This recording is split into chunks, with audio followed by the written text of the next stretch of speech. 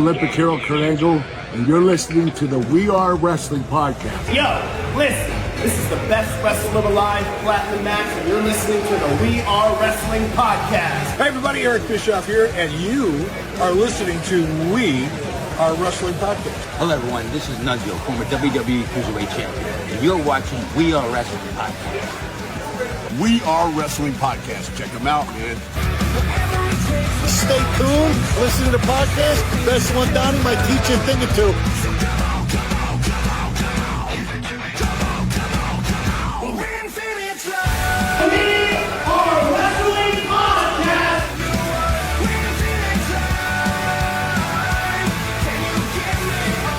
We Are Wrestling. And if you don't listen to it, then it's one-on-one with The Undertaker. Featuring your host, Best One Dog, Danny Huckins, Ring Circus, and Dan Eddy. We are wrestling. What is up? We are Wrestling Maniacs out there worldwide. I'm the host with the most, Mr. We Are Wrestling himself, the best one, Donnie, here with...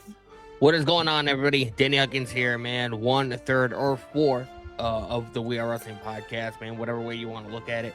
Appreciate you guys joining us for another pre-recorded episode, the very last episode of 2025.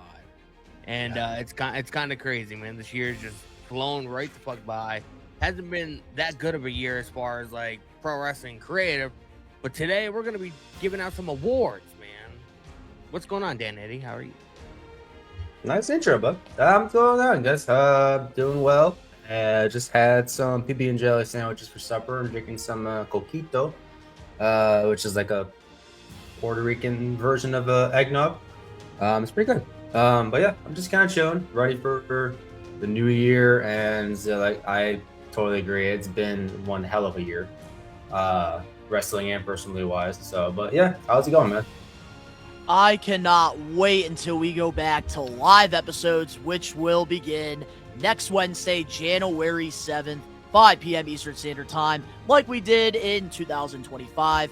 We're going to be doing the same thing in 2026, but we have a special pre-recorded episode of the We Are Wrestling podcast this week because it's our second annual We Are Wrestling Awards. But before we get into that, if you're not a We Are Wrestling Maniac yet already and you're listening to this episode, wherever you get your podcast, leave us a 5-star review, not just any review, a best one review, and download this episode and give us a follow over on the Instagram, over on the Facebook, over on the X, and the TikTok.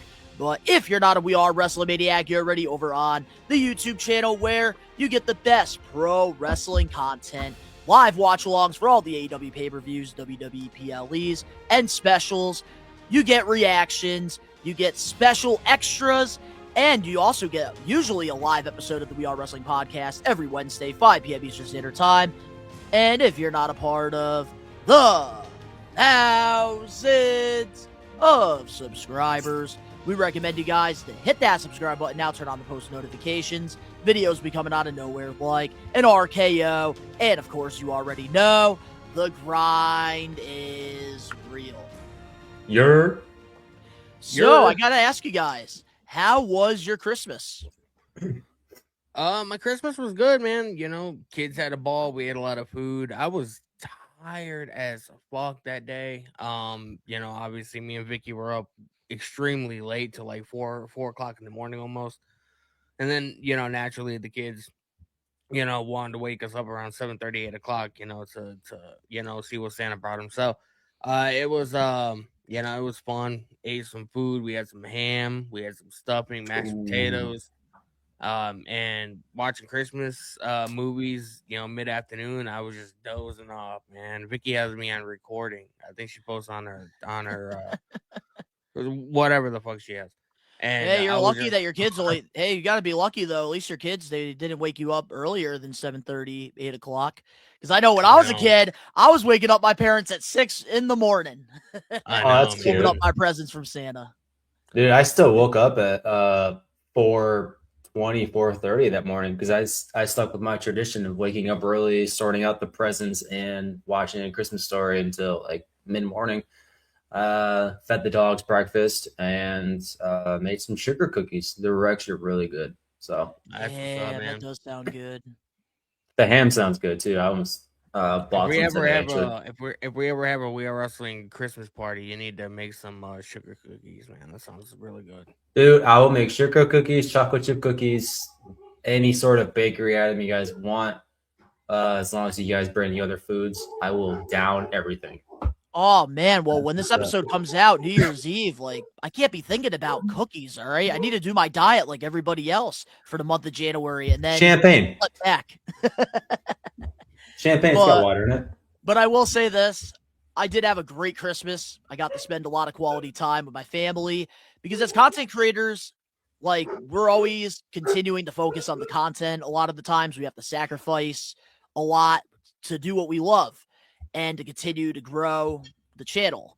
So a lot of the times I do have to neglect like my family, but around Christmas, I get the opportunity to spend that quality time with them. And my fiance and I were running around with our heads cut off, like usually from Christmas Eve all the way to December 27th, which is my birthday. We're always just go, go, go. And yeah, we had 4 different stops that we had to make. 2 stops, Wow. 2 stops on Christmas. And it was stressful, but absolutely worth the miles, absolutely worth the time because like I really cherish the holidays. I love giving, so I love getting to see like my family open up gifts I get them. And it's always cool to like get things as well from my family, like having that, like taking that extra time to like think about me and like thinking about like, oh, what can he add to his studio or his collection? So like I had a really blessed holiday. Then, like, you know, we had a very chill day. It was mainly me and Vicky and the kids. You know, everybody in my family, you know, we all have kids. You know, we're grown adults. Everybody pretty much does their own thing or whatever. But I feel like around this time of year is like the one time to where, you know, everybody does tend to, you know, especially with your family, does tend to get together. You know, because throughout the year, everybody's just so busy with their lives, and you know, people work jobs and have kids, and they're not bothering with anything else. So, you know, Yeah, real Christmas quick. is that kind of time, man. I do have a quick question to ask both of you guys because like I think about this all the time, especially like around the holidays, because that's like when like my family we do get together. But I don't know how like my parents like got together with like my aunts, my grandparents, because I feel like back in the day, like years ago, it was so much easier to get everybody together. But Yeah. like nowadays, I feel like it's such a challenge. I don't know if it's just me, Yeah. but like I don't know about you guys, like how you feel about that. Because was I think about that all the time. It was like that for before my grandfather passed away. My grandfather passed away in August of 2012. And like before like he passed away, like he was sort of like you always have that patriarch in your family or whatever that like, you know, holds everybody together. You know what I mean? Yeah, that's Yeah. how And it was like with my mom and like my grandma. when my grandfather was alive, like, you know, there'd just be family at my grandparents' house constantly, you know what I mean? And then it just sort of like sort of shifted after he passed away, and like, you know, like I see my cousins maybe once, you know, every couple of years. The last time I saw him was in 2020 at their mom's funeral. You know, so like I don't ever see my cousins or anything like that. It's just like when you have, you know, the glue that pretty much holds your family together. Once that glue breaks apart, everything just shifts. Yeah, that's like what's happened with both of my sides of the family, which my dad's side, Yeah. like, we do a pretty good job at still making that time together, but my mom's side, pretty much like almost all the adults are gone now. Yeah, I'm the same way. Unfortunately. I mentioned that on the Christmas episode that, you know, when I was little, I would go to my grandma's on Christmas Eve, Christmas morning with my immediate family. And then in the afternoon, I'd be going to like my cousin's house or like visiting all my cousins and stuff, and grandma and grandpa. Um, but when my grandma passed away, and like how Danny was saying, there's like the patriarch or like the rock that holds like the whole family together, the one space that everybody goes to in the afternoons once they spend time with their family. Once my uncle passed away, and then my 2 other grandparents, they're no longer to host it, and everybody just kind of did their own thing. And so people were just kind of starting to grow apart. And nowadays, yeah, I think it's a harder time to get everybody together because they don't have that like common area anymore. Yeah, no, and that's something like I definitely noticed like with my family, especially like my mom's side, because my aunt, she passed away earlier in the year. And like we still continue like my mom's side, like me and like their my aunt's kids, like we still take that time, we spend it with Christmas Eve. And then now Yeah, like they also have kids too, so like get to spend that time. And I I will think say I love that my family, like, we still try to all get together. I Very think grateful. something that goes along with it is like back in the day when we were all younger, there wasn't all this, inflation. There wasn't any of this, these extra toys and stuff that cost extra now. Traveling was much easier back then, and now it's kind of like grinding on your teeth trying to find a ticket and, trying to be able to afford it. So when you have multiple families to visit, that stuff kind of adds up. So That is true. No, that's Yeah. definitely a good so perspective. people are more likely to just to stay in. Yeah. But to all the We Are Wrestling Maniacs out there, if you do want to see the cool things that I did get for Christmas, nice little plug, you can go over to my Best One Donnie channel and check out all the cool things that I Oh got hell for the yeah, dude! holidays. Nice little thumbnail, nice I little saw a preview. photo of that at the Ross versus SmackDown. What is that all about? Oh, Was okay. that Yeah, I your saw that video too. game? And was that your video game and somebody like snuck in, like got it graded for you or something? No, that was not my original game. I actually still have it to this day. But one Nice. of my so like the big thing I asked for Christmas was the graded SpongeBob movie and a graded SmackDown versus Raw. Those were the two things I wanted because with SmackDown versus Raw, that was probably one of my all-time favorite video games growing up as a kid. Literally 20 years ago, 2005 Christmas, I got that very like own video game. And I was just glued to it. So like especially now that I'm doing this like expansion here at the Best One Studios, I kind of want to have some like grail center pieces. And the way that the graded VHSs and video games are, they're in like acrylic cases. And I thought Mhm. that like with my physical media that I'm going to have, because I'm going to do like a little blockbuster area, like with the expansion, Oh That'd be yeah, dope. I want to have that SpongeBob movie front that and sounds center. sick. And then with my video games, because like I do want to have my PlayStation 2 hooked up, like with the TV and stuff, because that's my all-time favorite console to play. I want to have that SmackDown versus Raw front and center. So like I Which kind was of it? wanted to have like a grail piece. SmackDown At Which one did you versus Raw. say? I think that's the first one, right? It's the first SmackDown SmackDown You versus said Raw, which console did you say? PS2. PS2. Oh, okay, yeah, that's a debate for me from other time. I What's my might favorite console? So yeah, I wanted to might have to I front might have and to come center. over and whoop your ass in some SmackDown versus Raw, man. But yeah, no, that was the goal for me. Like this year, I kind of wanted to have like a couple front and center pieces. I'm not gonna be going down that rabbit hole, like when it comes to like grading stuff. Like I don't want to be like a whole There we go. completist or anything. But having like one or two items, I feel like it's gonna really make like the whole like blockbuster, like the vision, like it's gonna make it like come to life, which I cannot wait to do. That's That'd be awesome. man. Like But I said, did a might whole have video to, showing that stuff off. I might have to come over and whoop your ass in some SmackDown versus Raw. Hey, we could run it. Maybe even do some old school wrestling game live streams, maybe.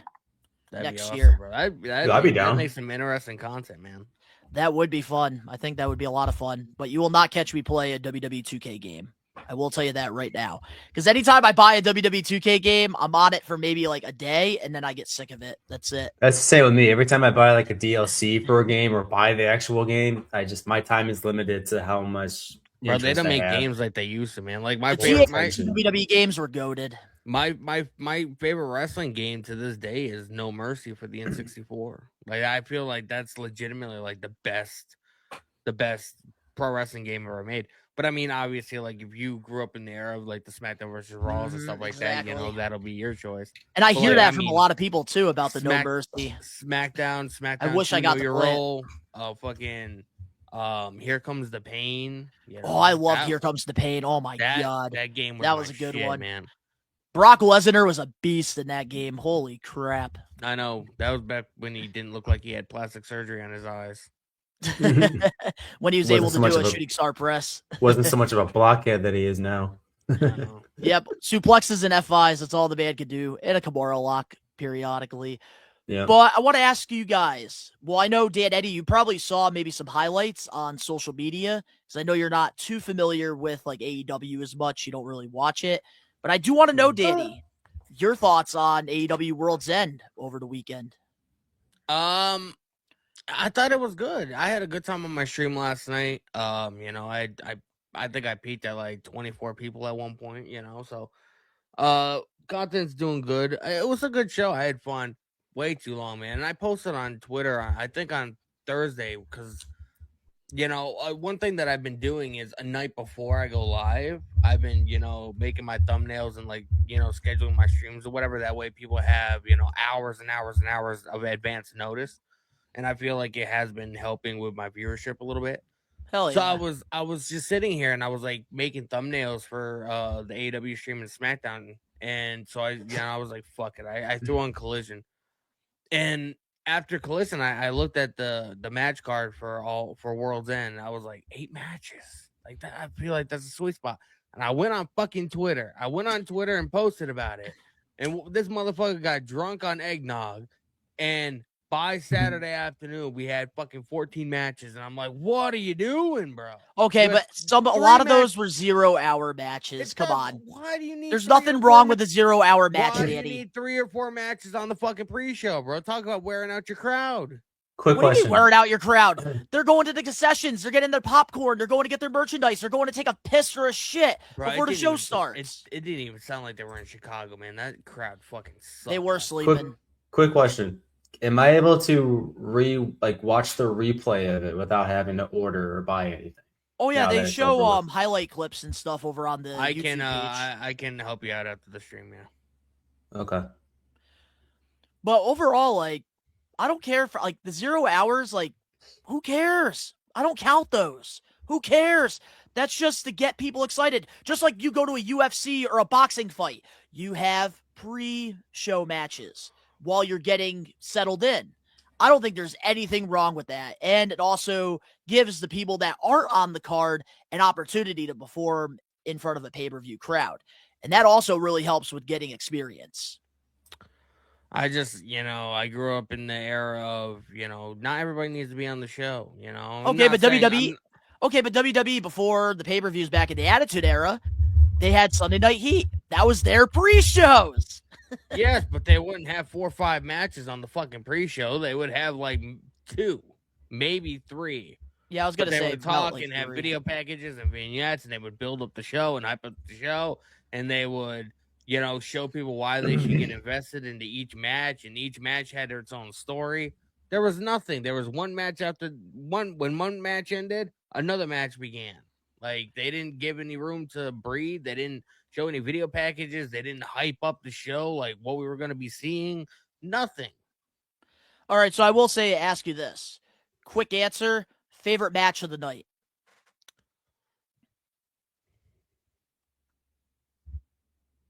Probably Moxie and Okada. That was a pretty good match. The match that I really enjoyed the most was probably the Fatal 4-Way. Like, I really enjoyed it, especially MJF winning the title. I am so happy they made that decision.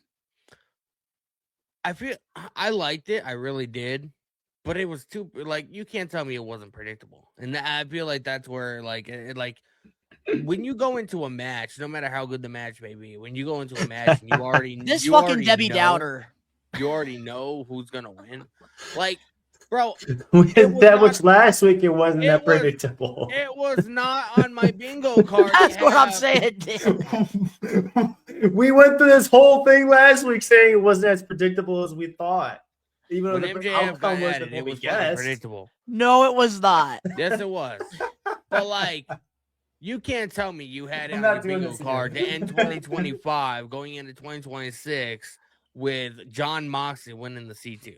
He's lucky that our ratings on last week's episode wasn't as good because it was on Christmas Eve, so the fans won't clip it and expose him. Yeah. Bro, listen to what I'm saying, man. Please, more work Okay, for but us. it did make it more unpredictable because you never know what could have happened. in that match. Like, I actually thought for a second Swerve was going to get the only fucking guy in the match that got a special entrance. He Swerve did too. He was advertising a new single. Swerve got the special entrance. And you Samoa can't Joe. When was the last time Samoa Joe? Joe? When was the last time Samoa Joe got a special entrance? It was TNA Bound for Glory 2005, 20 fucking years ago. Samoa Joe's not giving you a special entrance. And you have to look at I was this surprised we didn't get some match going into it too. Like all 4 of these guys have been champion already. So yes, that's why it was unpredictable. Even I knew that. Because one person beat the other person beat that person, and that like there's so many variables that are involved. I don't know who Swerve beat. Adam Page beat Moxley. Samoa Joe beat MJF, and MJF now beat Samoa Joe this time. And like I said, I don't know who Swerve beat before, but Adam Page was beat. That was almost. It was like that was all in, right? But there's one more thing Moxley? I do. But there's one more thing I do want to add though before we get into our awards. My only issue with this card and with this show was the surprise aspect of it. There was not enough of that. That upset me because I'm sorry, AEW, they have set the standard very, very high for their pay-per-views, and I usually expect 1 or 2 surprises. Didn't get Adam Copeland, didn't get Christian. Maybe that's a good thing because we can kind of drag on the FTR thing for next year, like towards All In. But I'm also surprised we didn't get Andrade. Maybe they want to wait. But my biggest problem with the entire show was that Jon Moxley fucking promo after winning the C2. That pissed me off. Because you're telling me the Death Riders, they are going to just sit there and let Jon Moxley praise the fans and like thank them, especially Wheeler Yuta, the guy that the entire crowd, because the one time they were awake during that fucking show, they were yelling, "Fuck you, Yuta." And Yuta's gonna sit there and let Mox say, "You guys are the reason I like pro wrestling." Da da da da. And it's like Jon Moxley was like shitting on AEW and shitting on the wrestlers all of these months. Doesn't make sense. Like, and I think what they should have done, like, the babyface turn was good. It was good. Because Jon Moxley, like, he started from the bottom. He was losing. They should have had and the he made that comeback. Beat the fuck out of him. They should have beat the fuck out of him. Yes. That's my problem. And then we could have gotten an explanation. You could have built the story for Wednesday as to, like, why they did it, even though we already know. Like, I understand, like, maybe Tony Khan is, like, trying to do maybe more of the surprises on the weekly shows because, like, they have been lackluster for the year 2025. But this was one of those opportunities where they should have fired. Claudio hitting him with an uppercut. Yuta freaking beating the crap out of him for all the years of freaking getting tormented by Moxley. What a missed opportunity.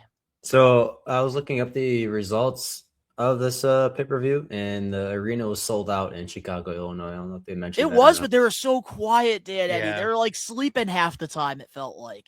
Unless like AEW and the production trucks, they didn't like up the audio or anything. You do also had what 1, 2, 3, 4, 5, 6, 7, 8, 9, 10, 11, 12, 13, 14 matches. That's what Danny was saying. 4 of them were in the 0 hour. So. Yeah, but I don't care. The 0 hour, I don't really count. But still, they do still have too many matches on the card. It's like homeroom in school. The main event, the entrances like for the main event did not start until 11:38 p.m. Yeah, like I understand. Like they do need to cut some of the matches. Like I will say, one that did catch me by surprise, real quick, was the eight man like mixed like tag match that they did. Because going into that, like, I was not excited. I'm like, this is a fucking collision match, not even a dynamite match. But I will say they did do a very fun match. Like, they did have some good spots in there. I think, like, Tony Storm and Orange Cassidy, like, that was some funny stuff. But I don't know. I was just like, damn, that could have been on Collision.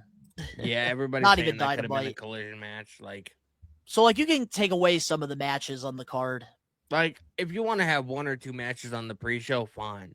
But, like, do stuff in between, like, have video packages, vignettes, interviews. like, interviews, like, you know, I'll, like, interview fucking, you had the, interviews, the backstage segments earlier today, you know, with Okada and Don Callis and Moxley.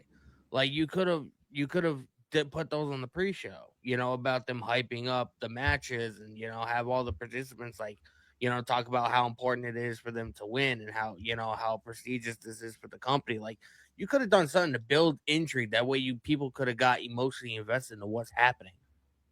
This is I my agree. issue with AEW.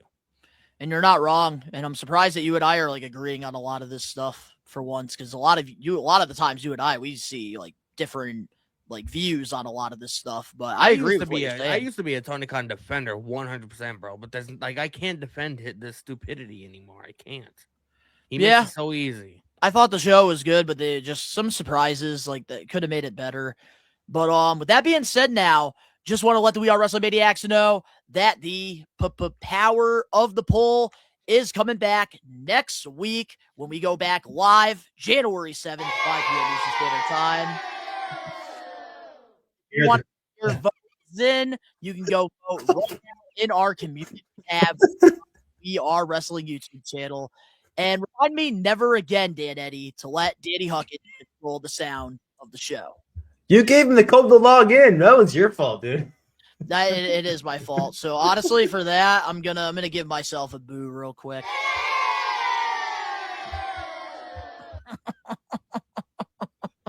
Oh man, I love the We Are Wrestling podcast, even when it's pre-recorded. All right, well, with that being said, let's get into the We Are Wrestling Awards for 2025. And our first category we have for our We Are Wrestling Awards is the 2025 Best Signing. And I'm surprised no AEW guys or TNA guys in this category, but the four choices were Penta, Blake Monroe, Aleister Black, or Ricky Saints. And the winner is...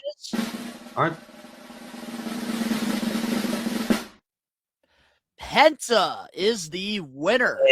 Yeah. Which, before we get to our thoughts on this, just want to let the We Are Wrestling Maniacs know that your vote was 75%. 25% was from all three of us. And we had our own individual votes as well. That also had a little bit more power than the Maniacs. Do we agree with the winner? Yes or no? And why? I agree with the winner because Penta, he's gotten a lot of TV time, and he bypassed, just like his brother, he bypassed NXT, which I feel like was a huge, deciding factor. Not a lot of people are like that. Blake Monroe, Ricky Saints, like a lot of these guys that came over from AEW, they ended up on NXT. Penta and Ray Phoenix, that's not the case. So, yeah. As far as like being I guess there's a different metric you can look at it too, as like, champion wise, have they really utilized Penta to his full potential? I really can't agree with that part. I don't think they have either. I don't think they have either. I agree with the winner as well. Penta was my probably my favorite signing and debut of this past year. I have his entrance music on my playlist for like when I'm cleaning and stuff, or just like walking out about. You like to do the creep walk while you're doing dishes, man. A random school hallway camera, you can just be like, yeah, and stuff like that. But ironically enough, these are all former AEW stars as well, which was ironic. I know. Usually, if it was a couple of years ago, the roles would have been reversed. Well, Aleister Black, even though he was in AEW, he was in NXT first. So, he was sort of like a day one NXT guy. Technically. Yeah, no, that is technically correct. But I do agree with the Maniacs on this, and I think we all agreed with Penta being the best signing of 2025.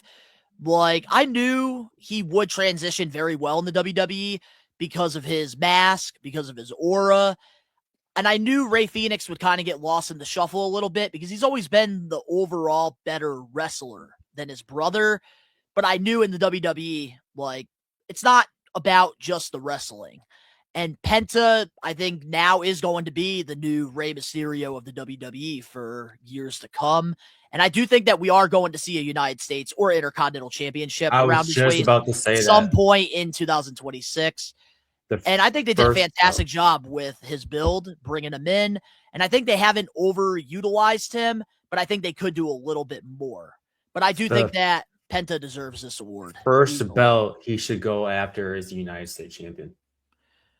I do think Or, so as well. ooh, I don't know. Actually, United States or Intercontinental will I be feel like him taking the fantastic. title off of Dom, that wouldn't be a bad decision. No, it wouldn't be that bad at all. But congratulations to Penta on winning the 2025 Best Signing. So, getting into our next category, we have the Return of the Year, and the 4 choices were AJ Lee returning, AJ Styles returning to TNA at Slammiversary, Brock Lesnar making his return at SummerSlam, or Dolph Ziggler and Zack Ryder's return during the John Cena last match tournament. And the winner is AJ Lee returning to the WWE. Light it up, light it up, light it up, light it up. I 100% agree with this wholeheartedly. Like, there was no return this year that really like got people talking besides AJ Lee. Like, when it comes to like the John Cena tournament, like you kind of expected, guys like Cardona and Nemeth to be involved in some way, especially when they were, came up with the whole surprise entrant, aspect. We knew Brock Lesnar was going to come back at some point. We just didn't know when. So, I mean, you can't really say that was surprising. I thought it was. But like AJ Lee, man, she was gone for 10 years. If I had to really like say, her return was probably almost as big as CM Punk's, because I honestly don't think if CM Punk didn't come back, I don't think we would have seen her. So she wouldn't have come back. No, not at all. If CM Punk didn't come back at all.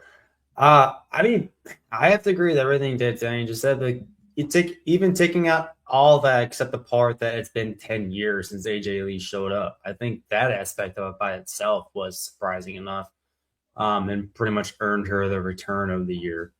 Brock Lesnar, like he said, yeah, we were kind of expecting it once they were starting to go through all of John Cena's rivalries month after month after month. So it was only a matter of time. The point at which it happened may have been surprising, because we weren't expecting. Agree with that. I forgot what PLE was.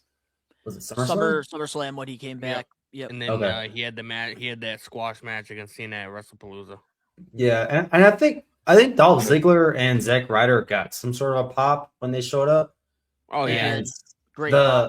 When they had the surprise entrance for the tournament, I had a feeling they would bring other people from like his past in.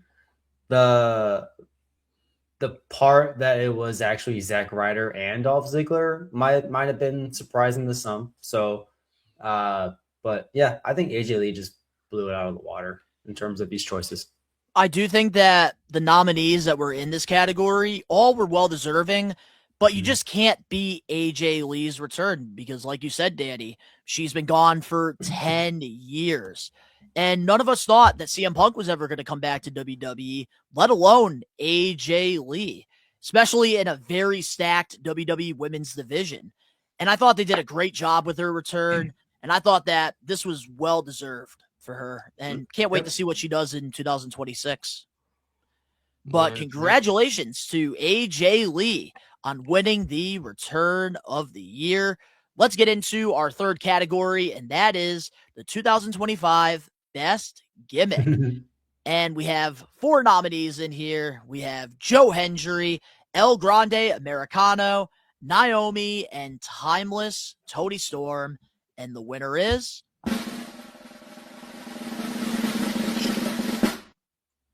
Timeless Toni Storm. And I think this is the second year she has won back-to-back. Wow. Do we agree with this?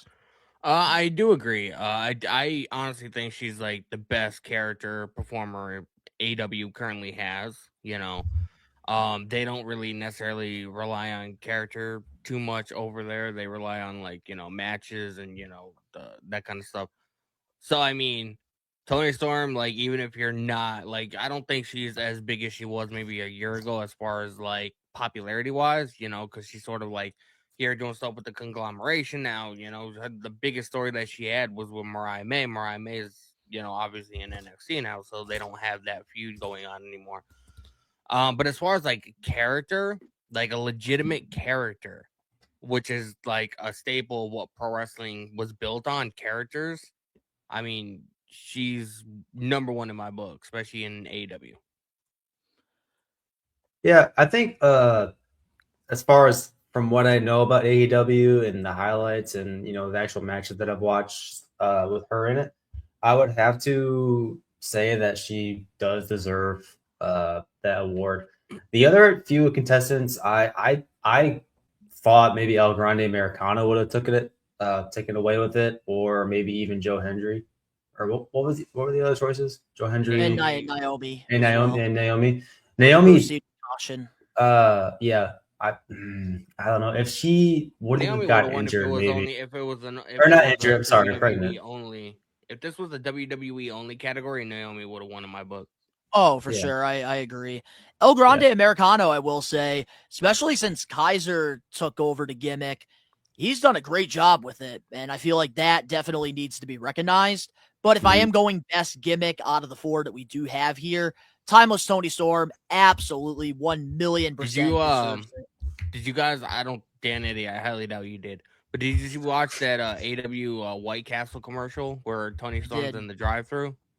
I did. She is just so good, and I think right now she is the best overall women's wrestler, like out of any promotion. She took somebody's debit card and she was like, "Where would you like me to swipe this?" Find it and send it to me in the chat. From Warner Brothers Discovery. Timeless Tony Storm. There's Dan Eddy. Soon they're going to be saying Netflix. There's also a video that I will send you because I know you're not like freshen up with AEW or whatever. Somebody put together an entire like editorial. It's like maybe an hour long or whatever about the entire Mariah May and Tony Storm feud. I'll send that to you. It is a very good like timeline and storyline. Definitely one I would check out. But yeah, congratulations to Timeless Tony Storm on winning the 2025 Best Gimmick. And before we get into our next category, just want to let the We Are Wrestling Maniacs know, especially the non-Maniacs, winning a We Are Wrestling award is more valuable than winning a Wrestling Observer award. It's more important and bigger than winning the Sports Illustrated award or even getting ranked #1 in the Pro Wrestling Illustrated Top 500. Don't tell Becky Lynch that. This is bigger than the WWE Slammies. Soon, the We Are Wrestling Awards is going to become one of the biggest awards shows in pro wrestling. Hell yeah. All right. Yeah. Well, getting into our next category here with the hundreds, we have 2025 Faction of the Year, and we've had plenty of good factions throughout 2025. We have the Judgment Day. We have the System. We have the Don Callis family and the Wyatt Six. And the winners are...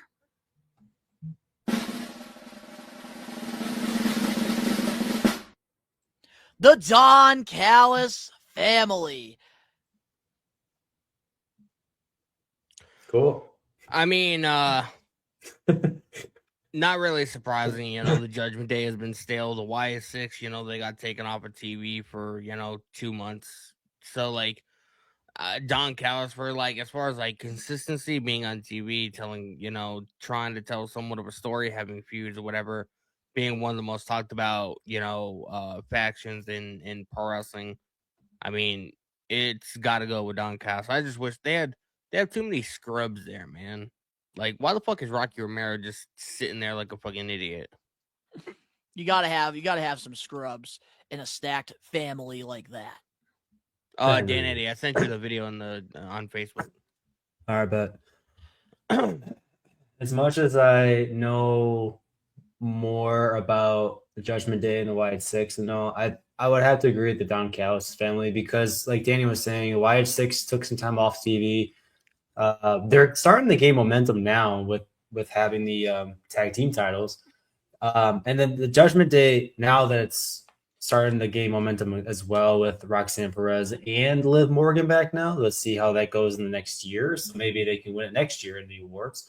But yeah, I would have to say Don Callis' family. I would have voted for Judgment Day just because of Roxanne Perez, but that's just I was watching somebody's review of I think it was this past Monday's Raw, and they brought up the fact that Judgment Day is almost an all-female faction now. It is getting there. Yeah. JD McDonough's out, like they have a lot of people out, so they got Raquel, they got Liv, they got Roxanne. Yeah, and speaking of like the injuries and being out, that's why I couldn't really pick the Judgment Day for faction of the year. I will say this, if it was 2024, I think the system could have gotten it because they were dominating TNA, holding all the titles and stuff. Even though they have like transitioned now from being heels to baby faces, they've been very consistent on TNA TV. But I do think the Don Callis family has been more consistent. And I think that it's benefited a lot of the members of the group. Don Callis is probably one of the best heels in AEW as a whole. I think every single show the man's on, he gets a fuck you, Callis chant. He's so good at what he does. And I think that he's only elevated and made the people in the group better. Like Josh Alexander, he's finally picking up some momentum. Kyle Fletcher, he has done a complete 180 ever since like turning heel and turning on Will Ospreay. And I think a lot of that has to do with the help of Don Callis. And then I also do believe with the Callis family, it's just one of those perfect heel stables because you could put them in any storyline with any babyface, and that babyface is going to get put over in the situation regardless. And it reminds me of Eugen with the $1 Million Corporation when Ted DiBiase like had his little guys like King Kong Bundy, Tatanka, 1-2-3 Kid. And like, yeah, they had a couple dominant people in the group, but you have to have those people like a Rocky Romero, Lance Archer, who are going to take those pinfalls. Because then it's going to make the matches with guys like Kyle Fletcher and Okada and Takeshita more valuable and more important. Also, Takeshita does not. I just gotta say, I think Takeshita wouldn't be where he's at without Don Callis. These award shows is just making me wanting to watch AEW even more. So that's thanks. Oh yeah, absolutely. And like that's the thing about the awards. Like we want to definitely shed light on all the promotions that are involved. Like I like AEW. They do a lot of cool stuff that I really enjoy. I wish they had more characters, and I wish they had better storytelling. Like look, they have puzzle pieces. Some of them connect, but it's just they can't complete the puzzle piece. Like they can't complete the puzzle. That's the problem. Yeah. Like there's a lot of pros to what they do. Like Don Callis family is fantastic. If you like guys just going in there and having absolute fucking bangers and shit like that, then start watching AEW because that's what you'll get. Well, congratulations to the Don Callis family on winning Best Wrestling Faction of 2025. Yay! Let's move on to the 2025 Best Weekly Show. And the four options we have here are Monday Night Raw, NXT, AEW Dynamite, or TNA Impact. And the winner is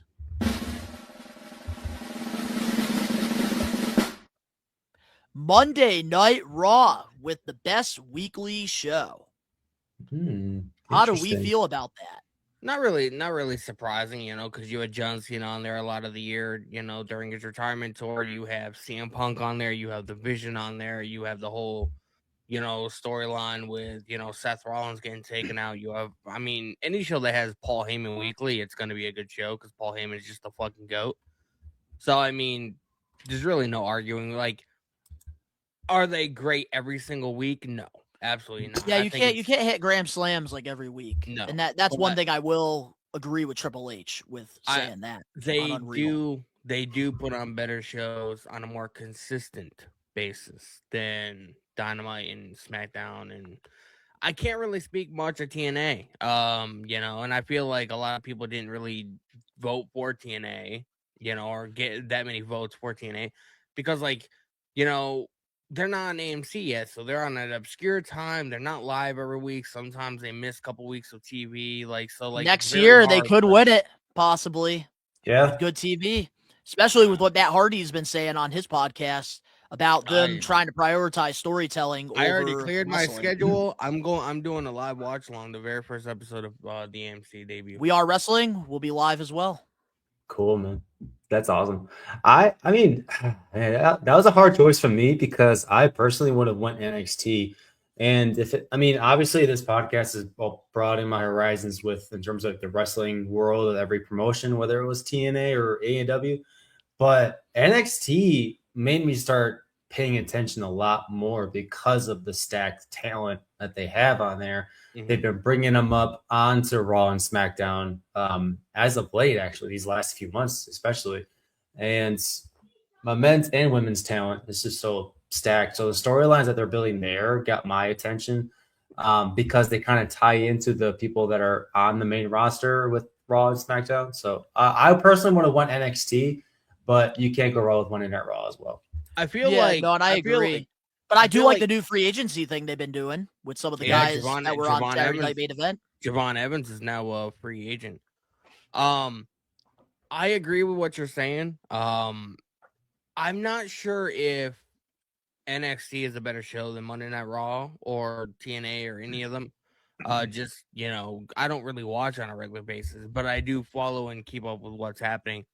But I feel like the unpredictability factor is there for NXT more so than the other ones. Just because you got TNA people showing up, you got AAA people showing up, so it's very unpredictable as far as who's gonna be on the show. You know what I mean? And I will say this, Dan Eddy really hit the nail on the head with his take, because NXT, for me, I wasn't watching it in the beginning of 2025, but towards the middle of the year when we started to get more TNA involved, AAA really made things more unpredictable and more interesting. So a stat to add to my argument about picking NXT. November, they averaged around 528,000 viewers. August was around 740,000. And then early December was 768,000 total viewers. So numbers have been going up. Obviously, they've been doing something right. Yeah.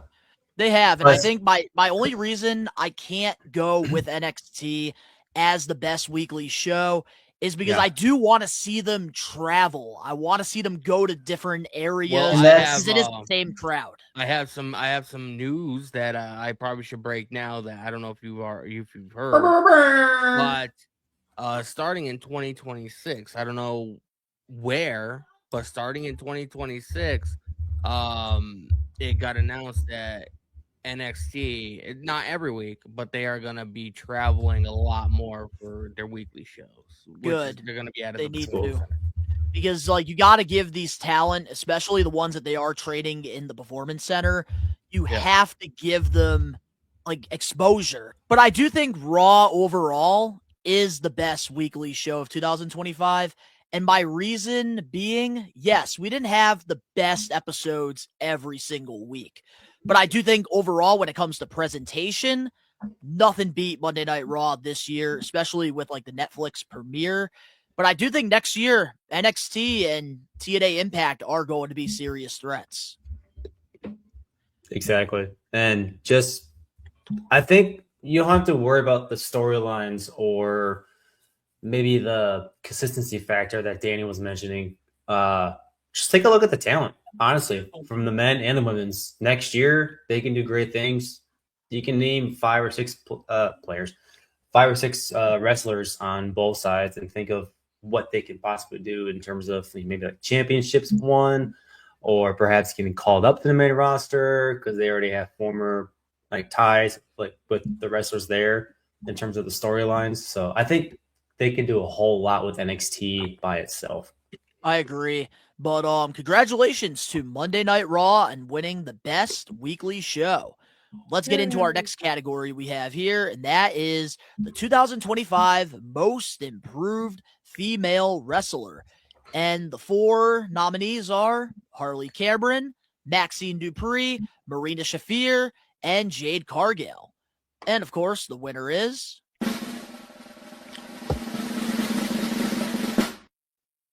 Maxine Dupree, our Women's Intercontinental Champion. I 100% agree with this. She is going from. People have to remember, people like to talk shit. I've been on different platforms and people talking shit about Maxine and saying that she's absolutely horrendous and this and that. People have to remember, she's only been wrestling for 2 years. She had her first match inside of on a WWE show. You know what I mean? And I remember there was a big fiasco about her wrestling at a house show and how bad it went. And, that guy, booed and, told her she sucked or whatever. And I think even people in AEW came to her defense, about it. Like, that was a big thing on Twitter and a big thing on social media. But like, now she's in a feud with Becky Lynch. Becky Lynch is probably doing the best heel work of her career. Like, if you go on her Twitter timeline, it's absolutely fucking hilarious. She made a post earlier today. She was like, I just talked to my lawyer and he is going to contact WWE. And before I show up to the building for Raw tomorrow, we need a pest and insect exterminator to get rid of all the ants in Orlando, Florida. It's just like she is doing the best work of her career.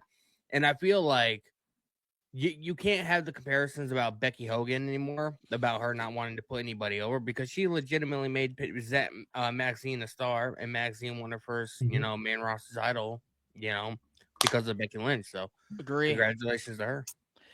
But real quick, before you give your thoughts on that, Dan Eddy, I do want to make a point, because I know a lot of people like to say Mercedes Moné is like a Hulk Hogan in AEW, but you have to also remember too, at Ring of Honor's Final Battle, she put Red Velvet back over and got her back her TV championship. So like a lot of people in the IWC want to talk crap about Becky and Mercedes, but at the end of the day, they get a lot more wins and losses, but when they get those losses, it actually means something. Yeah. But how do you feel, Dan Eddy, about Maxine winning the most improved female wrestler? So the question is, and Jade Donnie, Cargill is not most improved female. You probably know what I was gonna say, which you just spoiled it. I have a again. problem with the votes, and the fact you want to share how many people voted for Jade Cargill? Got 0% of the votes. Women's champion from the beginning of the year until today. You guys don't think she improved at all? Nope. Like, not one bit. That is some bullshit. Bro, if you go watch the AEW stuff, she wrestled in AEW. Same style as she did at AEW. Yes. I'm just saying. I agree with Maxine Dupree being the winner because she clearly has improved the most as terms of throughout the year. But that's just thank you. We are Wrestling Maniacs. Thank you. Not even one vote. One vote. I'm just not saying. Even one vote some for Jade Cargill. Thank you. But thank you to the Maniacs. I've never agreed with the Maniacs more in my entire life.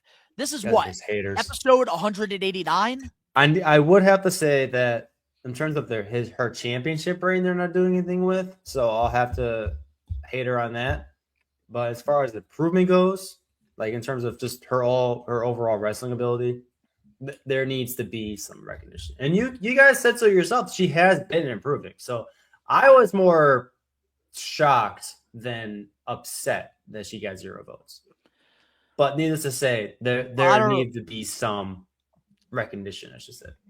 Like, there is like a tiny bit, but like I said, I don't think she's ready to be the world champion. That's like still my opinion on that. It hasn't changed at all. But I will say this. I want to give recognition, and I do want to give flowers to both Harley Cameron and Marita Shafir, because both of these two, I thought they were very, very green, beginning of the year. And I've seen a lot of improvement, especially with Harley Cameron. She's only been wrestling for a couple years, just like Maxine Dupree, and she's really stepped up, became the first ever women's AEW Tag Team Champion. Marita Shafir, ever since coming to the Death Riders, she has done a complete 180 with her career. And she's improved a lot because of Jon Moxley seeing what he saw in the independents and bringing that over to AEW. So I do want I'll say this for you, Dan Eddy, okay? And, put me on record saying it, whatever. Do I think Jade Cargill has improved in ring? Absolutely not. 100%. Like, no. If you go back and watch any of her matches from AEW, it's literally take her out of an AEW ring and put her into a WWE ring, and literally that's the only difference. It's the same exact formula. It's just horrendous.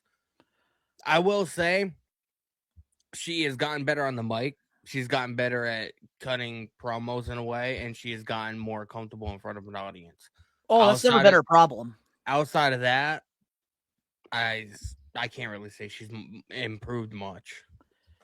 I feel like that's just never been a problem with her. Like, she's always had the it factor, and that's why, like, I do critique Jade Cargill the way I do, because I see the potential there. But I do think that she has improved a little bit, but not to where Maxine, Harley, and Marita have. So take the other three out of it, because I totally agree that she's not anywhere near how much they improved. Let's just get that on the table. Okay. Put that on the table, because I don't think Jade has improved more than any of those other two, especially in Maxine Dupree. So get that record straight. Take Jade Cargill by herself. If she wasn't having a feud with B-Fab and Michin and having a feud with, or like working with somebody who is like of actual recognition that's more than a mid card, would you guys be saying something different? I don't know that, because we haven't seen that yet. And I feel like WWE, they have this life jacket on Jade Cargill, like Tony Khan had on Jade Cargill. And I feel like once they take the life jacket off and we get to see her sink or swim, that's when we're really going to be able to determine if she's improved or not. And I think going into 2026, I'm going to be keeping my eyes very close on her, because I do think when Bianca Belair comes back, I think that they are probably going to have a WrestleMania match for the championship. I do see when Naomi comes back, her and Jade Cargill going at it. So I feel like I really have to wait until those matches that us fans have been wanting, because I remember when Jade Cargill first signed with WWE, the one name that everybody was mentioning was Bianca Belair. And Bianca Belair has not had a bad match that I can even think of off the top of my head. She is one of the best in-ring performers in the WWE women's division. And I think if Jade Cargill can wrestle her in a 20-minute match, then I could say she improved. But I can't see that with her wrestling 7 or 8 minute matches with Michin. And they had her work with smaller Bianca Belair early on, so I can see that. And they're already advertising her with the title even, or at least in the WrestleMania promos. But with Jade, they're playing it too safe. That's why, like, even when she was in a tag team with Bianca Belair, and Bianca Belair was pretty much carrying her, like, she still didn't improve. So, like, if you're not going to improve traveling and obviously training and, you know, being around somebody like that, you know, all the time, because you guys are a tag team, you guys were tag team champions at one point. Like, what makes us think that she's going to improve on her own when she doesn't have somebody like Bianca Belair to sort of rub off on her? But Dan Eddy made a good point. She hasn't really worked with a lot of the bigger names, so how do we know? It's WWE. They have put a life jacket on her, and we haven't got to see what she is really capable of. So until then, like, I do somewhat agree with what you're saying, Dan Eddy. But at the same time, like, when it comes to the most improved award, I can't give it to her, and I have to agree with the Maniacs. And I'm not saying that they should have given it to her either. I'm not saying she was the most improved. I was just kind of making an argument. No, and I love the argument that you made, because you definitely have, like, given me a different perspective on Jade Cargill. And I think going into 2026, it's going to be an interesting topic that we're going to be talking about weekly. She's one of my, like, 5 wrestlers to watch for 2026. Oh, we know. But congratulations to Maxine Dupree on winning the 2025 Most Improved Female Wrestler. Getting into our next category, we have the 2025 Most Improved Male Wrestler. And out of the 4, we have Top Dollar, Logan Paul, Dirty Dominic Mysterio, and Kyle Fletcher. And the winner is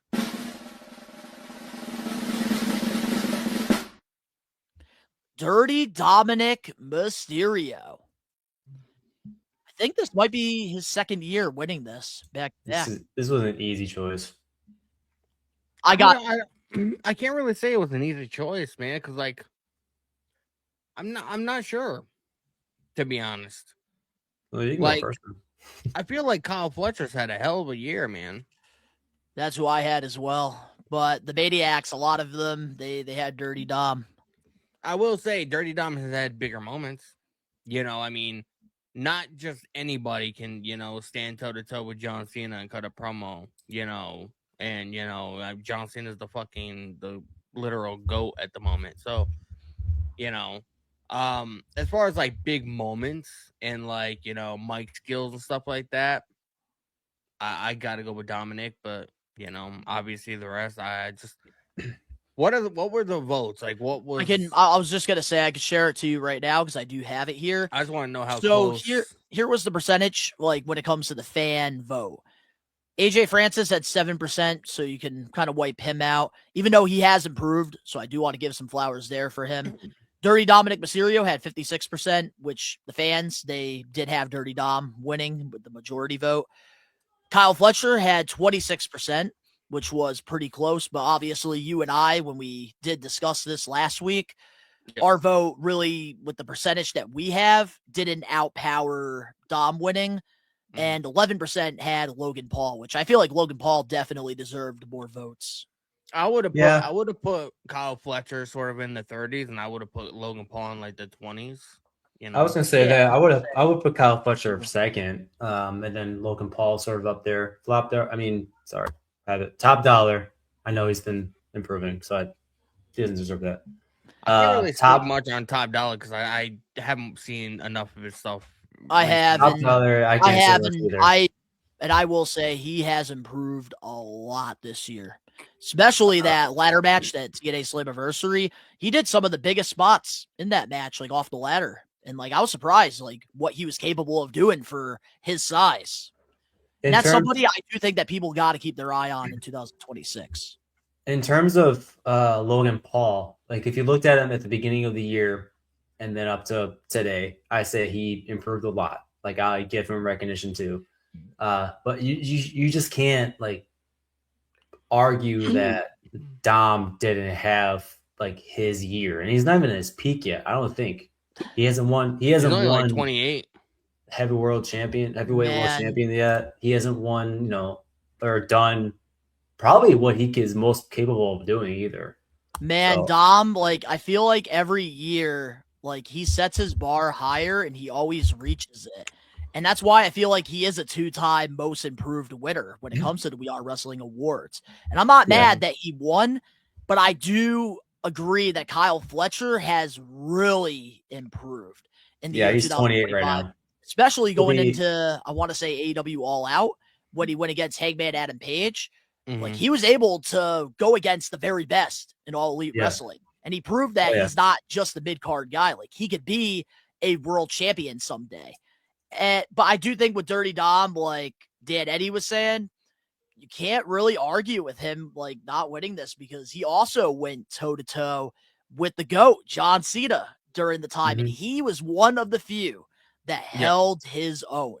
Think of that. He deserves recognition. And he also won the IC championship this past WrestleMania. If you look at the opponents that he's gone through just this year, he's went through John Cena, Ray Phoenix,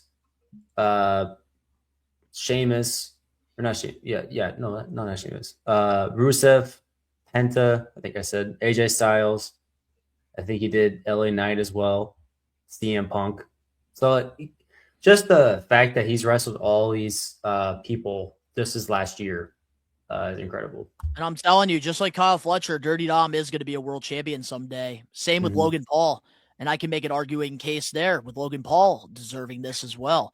Because I think this year, like, yes, he's always been known as a celebrity, but this year, I don't consider the man a celebrity. He is a WWE superstar. Oh, yeah. Because I even, like, I have to say this as well. SummerSlam, that tag match with Jelly Roll, Logan Paul, if you really pay attention to the match, because I rewatched it multiple times after the watch along, Logan Paul was calling all the spots in that match. Logan Paul was pretty much controlling the match. And you had friends like Randy Orton and Drew McIntyre who have been doing this for 10 plus years in the ring, over 20 years of wrestling experience. And Logan Paul, who's only been doing this for a couple of years, he was calling all the spots in that match. And Logan definitely deserves a lot more recognition. In terms of Logan Paul, this year really changed my perspective because I think I chose the wrong Paul brother as the bitch. So Logan Paul definitely deserves some flowers, and yeah, he's definitely a WWE superstar. I support both Paul brothers. I just want to put that out there. No. Jake, you deserve credit for Danny, going in there and getting your ass kicked. I ain't saying anything more.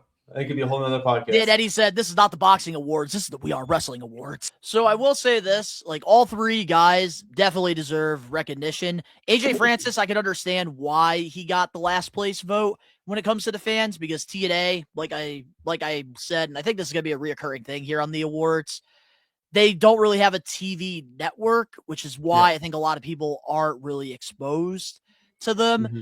But I do like that TNA guys are in a lot of these categories, because these are names that I do think the Maniacs, and including ourselves, need to keep our eyes open to. I wouldn't be surprised for next year's awards that there are more TNA wrestling winners for these categories. I wouldn't be surprised at all. But I do think Dirty Dom, like when it's all said and done, the man sets the bar every year even higher, and he drastically improves. And now I can see Dirty Dom getting a world championship like next year. That's how ready I think he is. And I cannot wait until that day happens, because I do think he's going to have that Jeff Jarrett TNA world title run. And people are going to love and also hate it. I think his babyface arc, which is going to be happening very soon, part of me feels like he's going to end up going up against the Vision, because Logan Paul wants the IC title.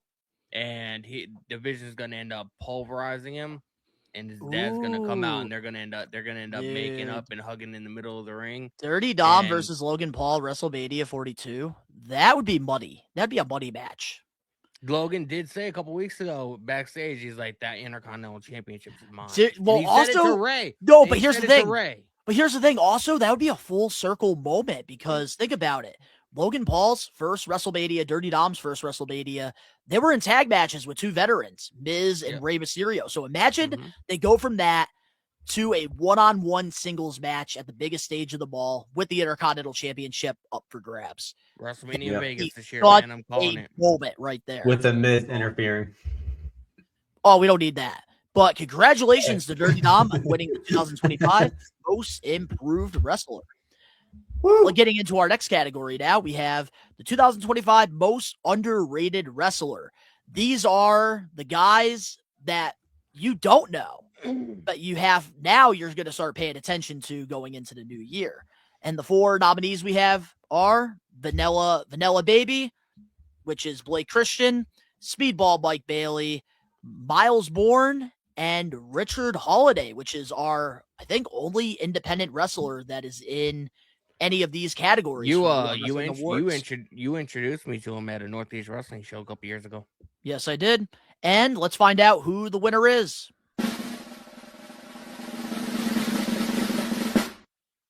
Miles Bourne is the 2025 Most Underrated Wrestler. Oh yeah.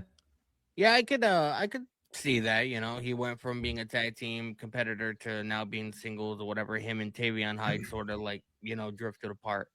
And like, obviously he has a disability. He's partially deaf.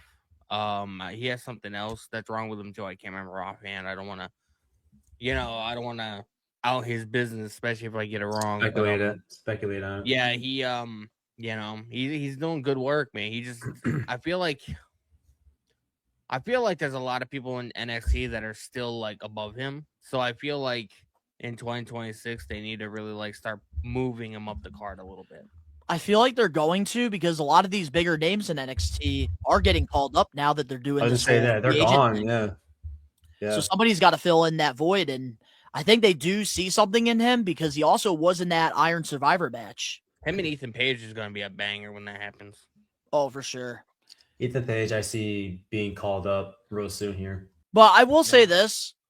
I feel like Richard Holiday deserved this, but I could understand why the votes wouldn't have mattered, because a lot of people don't really pay attention to the independent scene. At least our fan base doesn't, because we don't really cover really that much independent stuff besides Blitzkrieg Pro, who We Are Wrestling. We have a great working relationship with. Mm-hmm. I will say this, though. Richard Holiday is somebody that I really do think the We Are Wrestling Maniacs should go follow on social media, because what this guy has done in the past year, he has drastically became, I think, the most underrated guy that is not signed to a major promotion right now, because he's always been very good with what he does in the ring. Like he was a part of the Dynasty in MLW with Alex Hammerstone and MJF, which people still talk about to this day. Richard Holiday has always been a great worker, but now, especially with the whole signature move thing that he's doing, I think he's really found it. And I do think that in 2026, he will get signed to a major promotion. He has a feud going on with Tommy Invincible. That's right, because he has the signature move. Yep, and I saw the little video that they filmed near the CVS pharmacy. Good. So good. And if you're not following Richard Holiday right now, what the fuck are you doing? That's how Go you follow utilize, this guy. That's how you utilize social media, man. You gotta put yourself out there. You know, these independent guys, you know, they don't have a multi-billion-dollar company that's like pushing them out there and getting them in front of audiences. You know, you need to utilize social media, you know, to build intrigue into what you're doing. And Richard Holiday's doing a phenomenal job at that. So is Tommy Invincible. Tommy Invincible, bro. He has never really been on a big stage, and the guy has almost 300,000 followers on Instagram. Well, he makes every match feel like it's WrestleMania, which is why he comes out to the Invisible. His biggest match, I think, was at the Hammerstein Ballroom against Matt Cardona. Man, next year we are doing Independent Wrestler of the Year, because Richard Holiday probably would have gotten that award if we had it.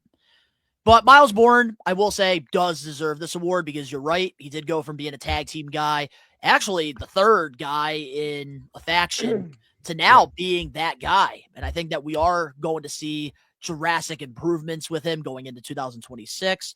And I can't argue with him winning, but I do like all the talented wrestlers that are in this category. Yep. And we know, Dan Eddy, you probably look agree. Look at this guy with... staring off into space, man. Like, oh yeah, no, I was looking up something. I was looking at Miles Bourne's kind of spiel over here. I was trying to find, because I remember I was introduced to Miles Bourne during NXT because he cut a pretty like delicious like fire promo about delicious. Like you just want you savor, like you enjoyed it, you know. It was talking about him being partially deaf. Like, I think it was the promo he cut before he fought Obafemi for the NXT title. Like he lost, but I mean, it was 16 minutes and 50 seconds. I was just trying to find the exact moment because I remember watching it live and thinking, oh, okay, this guy's kind of cool. All right, he's got some story to him. It was like being hooked on to Ricky Saints before Ricky Saints. You know what I mean? Mm-hmm.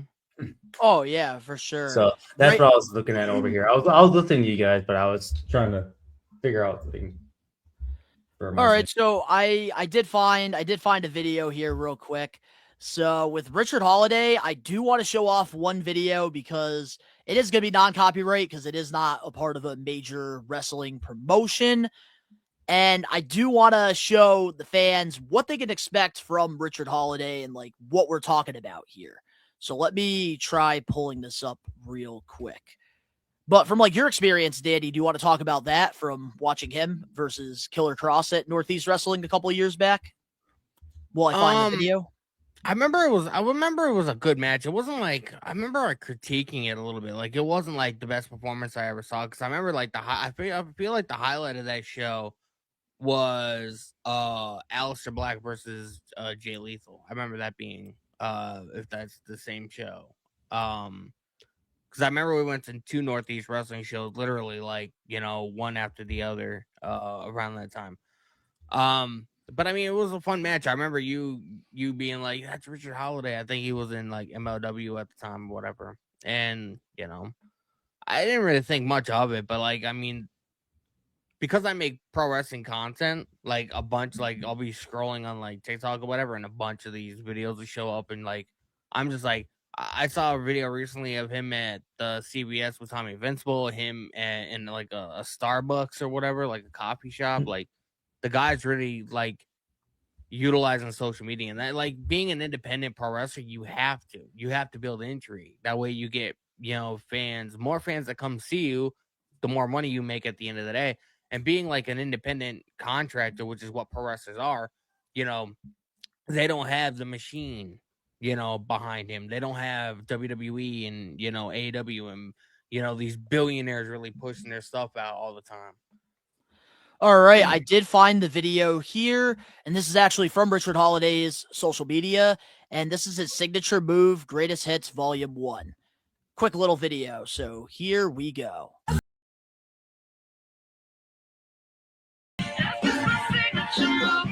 We're gonna mute the music because it is from Pink. But pretty much, like, he has this low blow that he does, and he calls it the signature move. And he pretty much hits it, and he makes it look bigger deal than what it is, pretty much, and he's gotten it over with, like, the crowd. Damn, the referee too. Oh yeah, he likes the low blow. The refs, he likes the low blow. All of them, whoever he can with Is the that signature Otis? move. There's Matt Cardona getting the signature move. So there it is there. That's pretty much like what Richard Holliday's like whole gimmick is right now. But somebody that you definitely should keep your eyes on. But congratulations to Miles Bourne on winning the 2025 Most Underrated Male Wrestler. Getting into our next category, we have the 2025 Most Underrated Women's Wrestler. And out of the four, we have Alex Windsor, who just recently signed with AEW, Kendall Gray, a standout over in the WWE Evolve, Billy Starks, a standout in Ring of Honor, and Megan Baines, somebody who was recently signed by All Elite Wrestling. And let's find out who is the winner of the Most Underrated Women's Wrestler.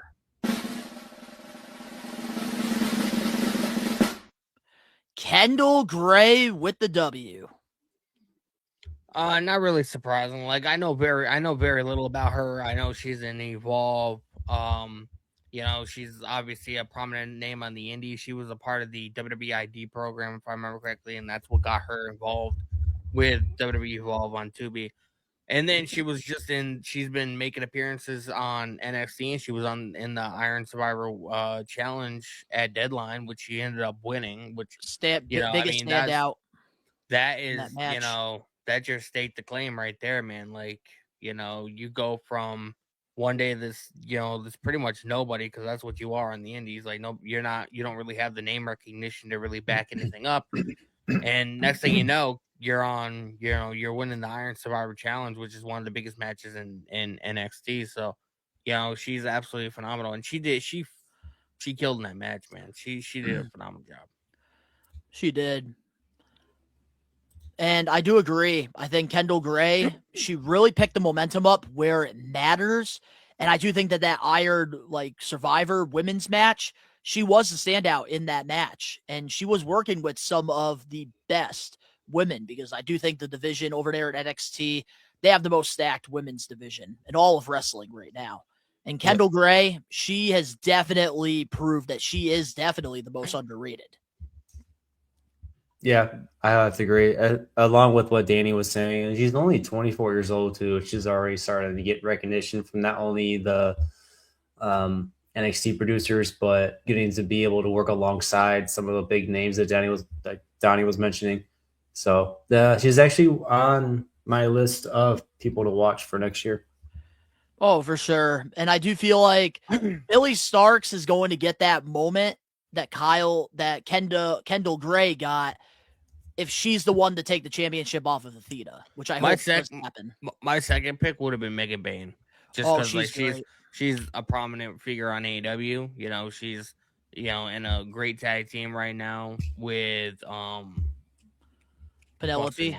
Yeah, Penelope Ford. So she's featured for the most part prominently, and because Penelope Ford got injured, she had this little tag team with Marina Shapiro, which, I mean, if they really stuck with that, it doesn't look like they're going to, but if they stuck with that, it could have worked. I mean, Megan Bain and Marina Shapiro, bro, they would have dominated. Oh, for sure. But I do think Megan Baines definitely deserved a little bit more praise here, because when I first saw her in the Independents a couple years ago at a Northeast Wrestling show, I said to myself, why is this woman not signed to an AEW or WWE or even TNA? I just don't feel like Tony Khan really like utilizes them and like really like use them to their full potential. You know, it doesn't seem like Not regardless with of everybody. yeah, like regardless Some of people he does. There's no real big stars in AEW, and that's the issue. Like we have So- MJF. Oh, okay, we're not opening up those can of worms right now because I No, can give but you. like- I was looking up for Kendall Gray, that is who trains her. It's Sarah Avato, I think I'm saying it right, formerly Sarah Del Rey, whatever. She also trains big names like Charlotte Flair, Sasha Banks, or aka Mercedes Moné, Bailey, Becky Lynch, Bianca Belair, Alexa Bliss. So she's in the same realm as these top wrestlers. So that's she is one of the promising. best. She is actually one of the best traders. I think she's still at the Performance Center, if I'm correct. Yeah, she is. I really like that people are like starting out in WWE early because I feel like it adds time onto your career. Cause like, I mean, look at guys like Diamond Dallas Page. Like they didn't get signed to WCW or like start wrestling until they were like 35 36. years old. You know what I mean? Yeah, and I So, believe he like- got a Most Improved award when he was like 36 years old. So like, you know, we have Javon Evans who's like 21. We have, you know, Dominic Mysterio who's not even in his prime yet, is 28. MJF 28. Kendall Well, Gray, they're the future, 24. and that's what WWE has to focus on. And I think AEW, TNA, that's what they should be doing as well. And I think TNA is doing it with Leon Slater. And Leon of course, Slater's phenomenal. AEW's done it with Darby, MJF, Jungle Boy, Sammy Guevara with their pillars. But congratulations to Kendall Gray on winning the most underrated wrestler in 2025. Well deserved, and she's going to have a great year next year. Let's get into our next category, and that is the 2025 Best Booker, and the winner is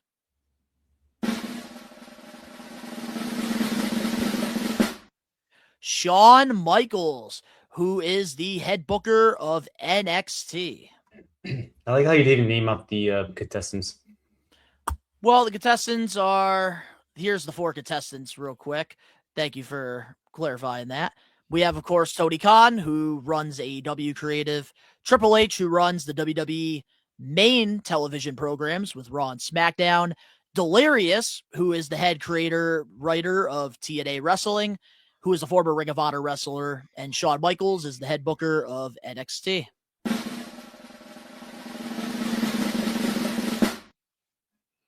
I'm not surprised by the winner here. I think Shawn deserves it. That's really all I have to say. I'm glad Tony Khan or Triple H didn't win this. It's kind of wild. Like I'm not really necessarily surprised either. Thank God we had a vote, because if we didn't, Triple H would have won this. But like, Danny would be going on a fucking 10-minute rant on why fans were wrong. One thing that's wild to me is, you know, Monday Night Raw won the best show of the year, but yeah, Triple H didn't win the best Booker of the year. Tell him you hear your that, Donnie? argument, Dan Eddy. You told him this last week. Tell him again this week. I think he needs a reminder. Yeah, What, to eat shit? No, not the eat shit part. You made a good point last week when Danny was saying how does somebody win the best weekly show, but then like the booker isn't the winner of the weekly show. And I think you made a pretty good point to him. I forgot my point, to be honest. I think your point was something sports related. Like you could have the best player, but that doesn't have to play for the best team or something like that. Yeah, I mean that makes sense. Like you can have a great quarterback and still have a below 500 team. You know, like they could still like have a losing record or whatnot. In terms of like the wrestling world, you can have like Triple H is the booker for Raw and SmackDown, like the main roster, sort of, right? Yeah. But I think he can sometimes get too, I guess, cocky in terms of lack of a better term. Yeah, maybe, or too comfortable. Maybe kind of booking the predictable storylines or repetitive storylines. When it comes to Shawn Michaels, he only has to worry about the NXT fact of it. So, like, he and Triple H can, coordinate and have wrestlers go up to the main roster and have Triple H, book them, whatever. But when Shawn Michaels is booking the weekly shows for NXT or the PLEs for them, and I've mentioned this a couple times, or at least a few times already, this podcast even, that both the men's and women's talent is stacked. So he has like King's Ransom to choose from, So I will say what helps Shawn Michaels get this award, he does have access to the TNA roster. And this whole invasion thing has made things very interesting. And I feel like when you have an invasion angle where you have all of these different key elements, you definitely have more creative room to play around with. I can't give it to Tony Khan or Triple H because, like, Tony Khan absolutely kills it when it comes to the pay-per-views, but the weekly shows are just lackluster. Triple H, on the other hand, he can put on some good weekly shows, but those PLEs are lackluster. Donnie, and he takes forever on a lot of his booking decisions. The point that you're referred to that I was making, was that during last week's podcast, or was it when we were going over the results? It was going over the results when we were talking behind the scenes. Now I want to know what I was talking about. But you did make a good point. But of course, it went in one year out the other with Daddy, which is a very normal thing that happens. Blah, blah, blah, blah, I'm a champ. Blah, blah, blah, blah. But congratulations to Shawn Michaels on winning the 2025 Booker of the Year. Let's get into our next category. Bitch. Getting into our next category, we have the 2025 Best Title Reign. And the 4 nominees are All Ego Ethan Page with the North American Championship, Timeless Toni Storm with the AEW Women's World Championship, Sami Zayn with the WWE United States Championship, and Oba Femi with the NXT Championship. And the winner is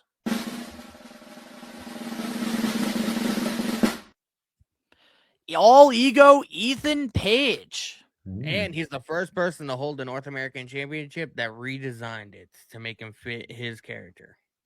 That's why I had to go with Ethan Page on this. Ethan Page is phenomenal, man. Like, we've seen him at Blitzkrieg Pro. We met him at Zombie Hideout as well, with Swoggle and Smart Mark. Phenomenal day. But Ethan Page is just that guy, bro. You put him in any kind of scenario, he can knock it out of the park. And like we said as much when he was in AEW still. And again, I feel like that was a major fumble because Tony Khan didn't really know what he had in Ethan Page, until he left. And now Ethan Page is, really being where, he deserves to be. And I feel like he's gonna get called up to the main roster in 2026. I don't know when, but Ethan Page reminds me of a 2003 Randy Orton. He really does. I can see that. And please, when he goes up to the main roster, please, please, please do the whole Team Canada thing with Chelsea Green. Please keep the two together on screen. Please. I love his feud currently with Mr. Iguana. And I was talking earlier, and a lot of these AAA people I really don't give a shit about, but Ethan Page makes me want to give a shit about them. Bro, like Mr. Iguana stole Mr. Iguana stole Ethan Page's car, and Ethan Page was telling Ava to call the police or whatever. It was just absolutely hilarious. And I made a tweet when I was watching the AAA show a couple weekends ago. I made a tweet watching that show because I was live tweeting at the same time. Yeah. And I was like, I compared Mr. Iguana and Ethan Page to sort of like the dynamic of like Kevin Owens and Chris Jericho when like they hated each other and then they ended up developing a friendship. Festival of Friendship back in 2017. I could see Ethan Page and Mr. Iguana doing something very similar to that. That'd be fucking A1 television. I do think like the nominees, I thought they were all fantastic in this. Like Oba Femi had a great NXT title run. Sami Zayn, I will say I didn't give a shit about him in the beginning of 2025, but when he won the United States Championship, I wasn't happy about it, but then he did the open challenges, and I really started to enjoy him again. John Cena another shot. Yep, that was a really cool moment. He had quite a run, too. He had a lot of open challenges. And Timeless Toni Storm. She's always been a great AEW Women's World Champion. So honestly, all 4 of these are well deserved. It was kind of a shock when she lost it to Chris Statlander, but that's why I couldn't go with Toni Storm with their title run. Like it was cool that it was like a little surprise, but I think her other title runs have been a lot better than this one that she recently had.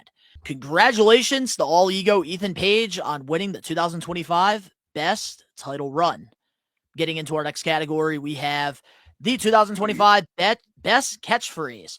And the 4 nominees are Jey Uso with his Yeet, Roman Reigns, OTC, LA Knight, yeah, or Swerve Strickland, Whose House?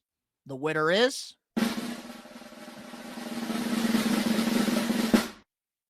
Jey Uso, Yeet.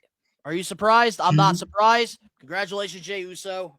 Yeet. Not surprised one bit, you know, like people's on, you know, on the internet and like on social media and stuff like to bitch about, you know, Jey Uso but like you see every single crowd that he goes into and he's doing the yeet, like there's not one person sitting down. And the fact that like now his new thing is like, you know, grabbing small kids or whatever, holding them, and then they're doing the eat together. And like, that's cool. That's an instrumental moment. Like, I mean, imagine if you were one of those kids. I mean, you know, that would have been a lifelong memory for you, you know? So. Oh, for sure. And Jey Uso, like, at the end of the day, the catchphrases a lot of the times are for the kids because that's what sells the merchandise. And Jey Uso is one of the top WWE merchandise sales. Donnie, I think this is one that at least the listeners would like to know the percentages, because I think the was a close second. Yeah, let me find that real quick here with with our catchphrase of the year. Let's see. Try to find it. We have so many categories. Yeah. All right, there it is. Yeah, so Yeet won with 48% of the Maniacs. LA Knight was in third place with 19%. Swerve Strickland's Whose House was 26%. And Roman Reigns' OTC was 7%. Wow. So Whose House beat out Honestly, Swerve's House, I do think, is more over. The Whose House thing is more over than the movement. Wow. Yeah. Okay. I just think if Yeet wasn't, I do think Swerve would have gotten this, but the Yeet thing is just way too clever. You could love it, you could hate it, but you can't deny it is definitely the catchphrase of the year. So congratulations to main event Jey Uso on winning catchphrase of the year. Congratulations, man. Let's get into our next category. A virtual handshake. There we go. Getting into our next category, we have the 2025 most underutilized wrestler.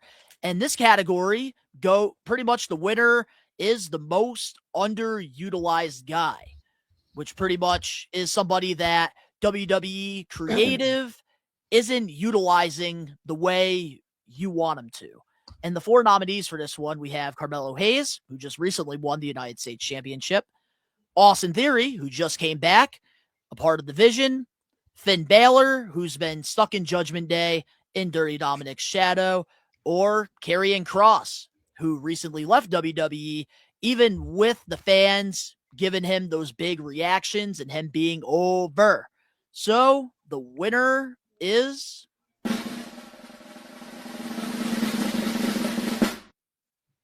Finn Balor is our 2025 most underutilized wrestler. That is absolutely insane, man. Like, that was not on my bingo card, man. Like, I would have thought maybe Karrion Kross, Carmelo Hayes, like, but Finn Balor? I did have Karrion Kross. That was my vote, personally. But Finn Balor, I do think, is the most underutilized. And the reason being, like, I can't really argue with this one. Go look at his work when he first joined the WWE. The man was the face of NXT. The Demon was like a special attraction that you would get at the takeovers and like the big marquee matches. And the last time we got the Demon was against Edge in the Hell in the Cell at WrestleMania 39. So like technically we had it at Triple H. He had a horrible fucking tag team championship run with JD McDonough, which I will say I like the tag team of him and JD, but when creative is not freaking having them defend the titles for more than a month, you become underutilized.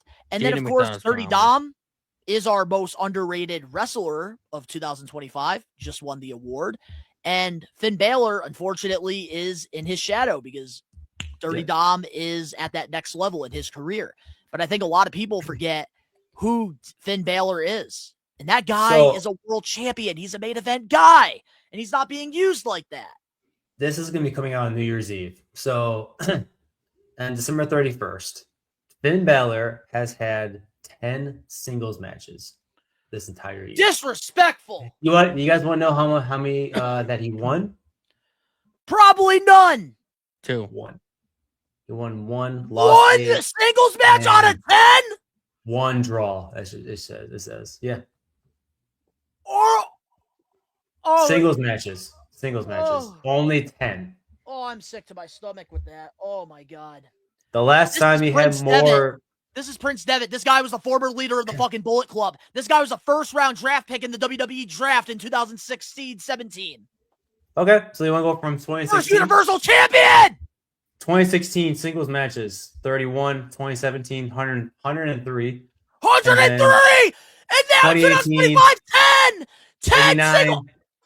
From 2018 to today, or this year, 89, 55, 17, 31, 43, 49, 12, 10. I'm pissed. For singles matches. Wait, he only had 12 singles matches in 2024? Headphones still work. And he won 1. Lost 11. He had 2 single matches in the last 2 years. He's won 2 singles matches in the last 2 years. Yes.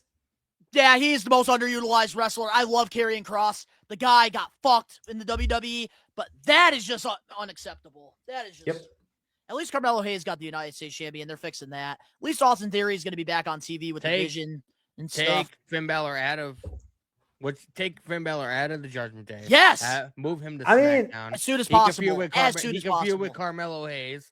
The last great year. Balor needs to be going at it with the main event card. He needs to go after the main event. If we're talking solo career, the last great year he's had was 2022 because he had 43 matches, but he won 31 of them. 2023, he only had 49 singles matches, but he lost 45 of them. And then the last 2 years, like I said, he's only won 2 out of 22. Why does Finn Balor, I have to ask you guys this, why does he have to be such a nice guy? I don't know. Because remember when his contract was going to expire and everybody was like, he's going to AEW. That is the one guy, the one fucking guy that could benefit so much going to AEW, and I think AEW can utilize him to his full abilities. You guys can. I mean, even Ricochet has a fucking title. You're telling me Tony Khan would fuck up Finn Balor's run? I don't think so. He's one of those guys. You guys can disagree or agree with me. I'm just throwing a name out there. But if you go to AEW, you can just fight Kenny Omega or somebody. Kenny Omega, Will Ospreay, Okada, MJF. Finn Balor would be a main event guy if he was over in AEW. And the reason I say that is because if we have seen New Japan guys. He's already been. Well, we've seen New Japan top guys that have gone to AEW succeed very well. Will Ospreay and Okada are the best examples of that. And that's why I do believe if Finn Balor did go to AEW to have his last run in pro wrestling, he would become an AEW world champion. He would be somebody that would be in big programs with big wrestlers over there. One guy that I wish would just, and that's why I hate that he's such a nice guy. I wish he would sit out and just ask for his release or something, because he deserves so much more than just being a tag team job. Donnie, you were mentioning his reign as tag team champions with Jaden McDonough, right? Yep. So this year, give me the stats and piss me off. On June 30th, they won the titles, beating the New Day, which they haven't apparently gotten over with 6 months later. But anyways, they defended it once on July 28th, which is another Monday Night Raw against LWO. So that was an easy win. And then October 20th was the very next time they defended them. And AJ Styles and Dragon Lee. Bullshit! That's bullshit! So I think personally, Finn Balor should have run away with this. 2026, push Balor. And let's not forget that he's on the show that we just said was the best booked show of any show. Hey! Congratulations to Finn Balor on being most. That kind of goes against your argument, Danny, saying that Finn Balor is on Monday Night Raw, so why not have Triple H be the best booker? But he's not. but Monday Night Raw won the best show. So Finn Balor, please do something about this. Let's get into our next category, and that is 2025 Best Color Commentator. And the 4 nominees we have here are Wade Barrett, Bryan Danielson, Tom, who is a part of TNA, and Michael Cole. And our winner is Bryan Danielson, the new color commentator of AEW. Yeah, and he's fairly new, man. Like, he was sitting at home and Tony Khan called him one day and he was like, "Hey man, you want to come in and sit in on commentary?" And they've had him there every week, so Yeah, he did really good with I forgot what tournament it was for WWE. I think it was the Cruiserweight Classic back in like 2016. They had him on commentary with Mario. I don't know who that is. No, not Mario. Mora. What the hell is Mauro Ranallo? I can't pronounce his name. All right, that's who I was thinking of. Are you fucking kidding me? Ronaldo? Oh man. But I do think that Bryan Danielson does deserve it because it's been like fresh to hear his voice on AEW. It's just unfortunate that he has to deal with Excalibur and Tony Schiavone. Get Tony Schiavone out of there, get Excalibur out of there, and have it just be Nigel McGuinness and Bryan Danielson. And Taz. Taz is out with injury, though. He's out recovering still. But Bryan Danielson, I think nobody could argue with him. Definitely deserves it. But with the history that Nigel McGuinness and Bryan Danielson have, you're telling me you don't want to fucking have them both on commentary? Oh, that would be art. It would be. Tony Khan, it's not rocket science, man. Fucking do this shit. Wade Barrett, though, did have a very good year as well, I will say. Like, I think people are starting to give him his flowers. I do say I miss Tom Hannafin on WWE back in the day. He is doing really good in TNA with Matthew. He's good. He's good. Yeah. With Matthew, who's formerly known as Aiden English in WWE. Rusev Day. Yeah, I did love his gimmick in the WWE, especially the vaudevillains with him and Simon. Every time I go on TikTok at like noontime every day, this motherfucker's on TikTok live playing video games. Love it. He's living his best life, man. Who, Tom? Matt from Aiden English from he's yeah, he's Tom's colleague on color commentary. Yeah. Congratulations to Bryan Danielson on winning the 2025 Best Color Commentator. Getting into our next award, we have the 2025 Best NXT Wrestler, Male Wrestler.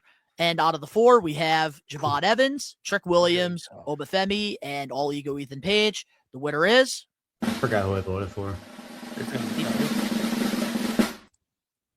Obafemi is our 2025 NXT Wrestler of the Year. Oh, bro. Obafemi is the fucking guy, man. Over! Bro, I can't scroll. Ever since he faced Cody Rhodes, man, I cannot scroll. Every 10 videos on TikTok are just people like doing like weird ass like household chores or like going to the grocery store or whatever, and like going to pick up my wife's medication. Me opening up presents on Christmas morning. Me going to the fridge at 3 a.m. to get some shredded cheese. Bro, this dude is over as fuck. This dude is starting to transcend like. And majority of people don't watch fucking NXT. Pop culture.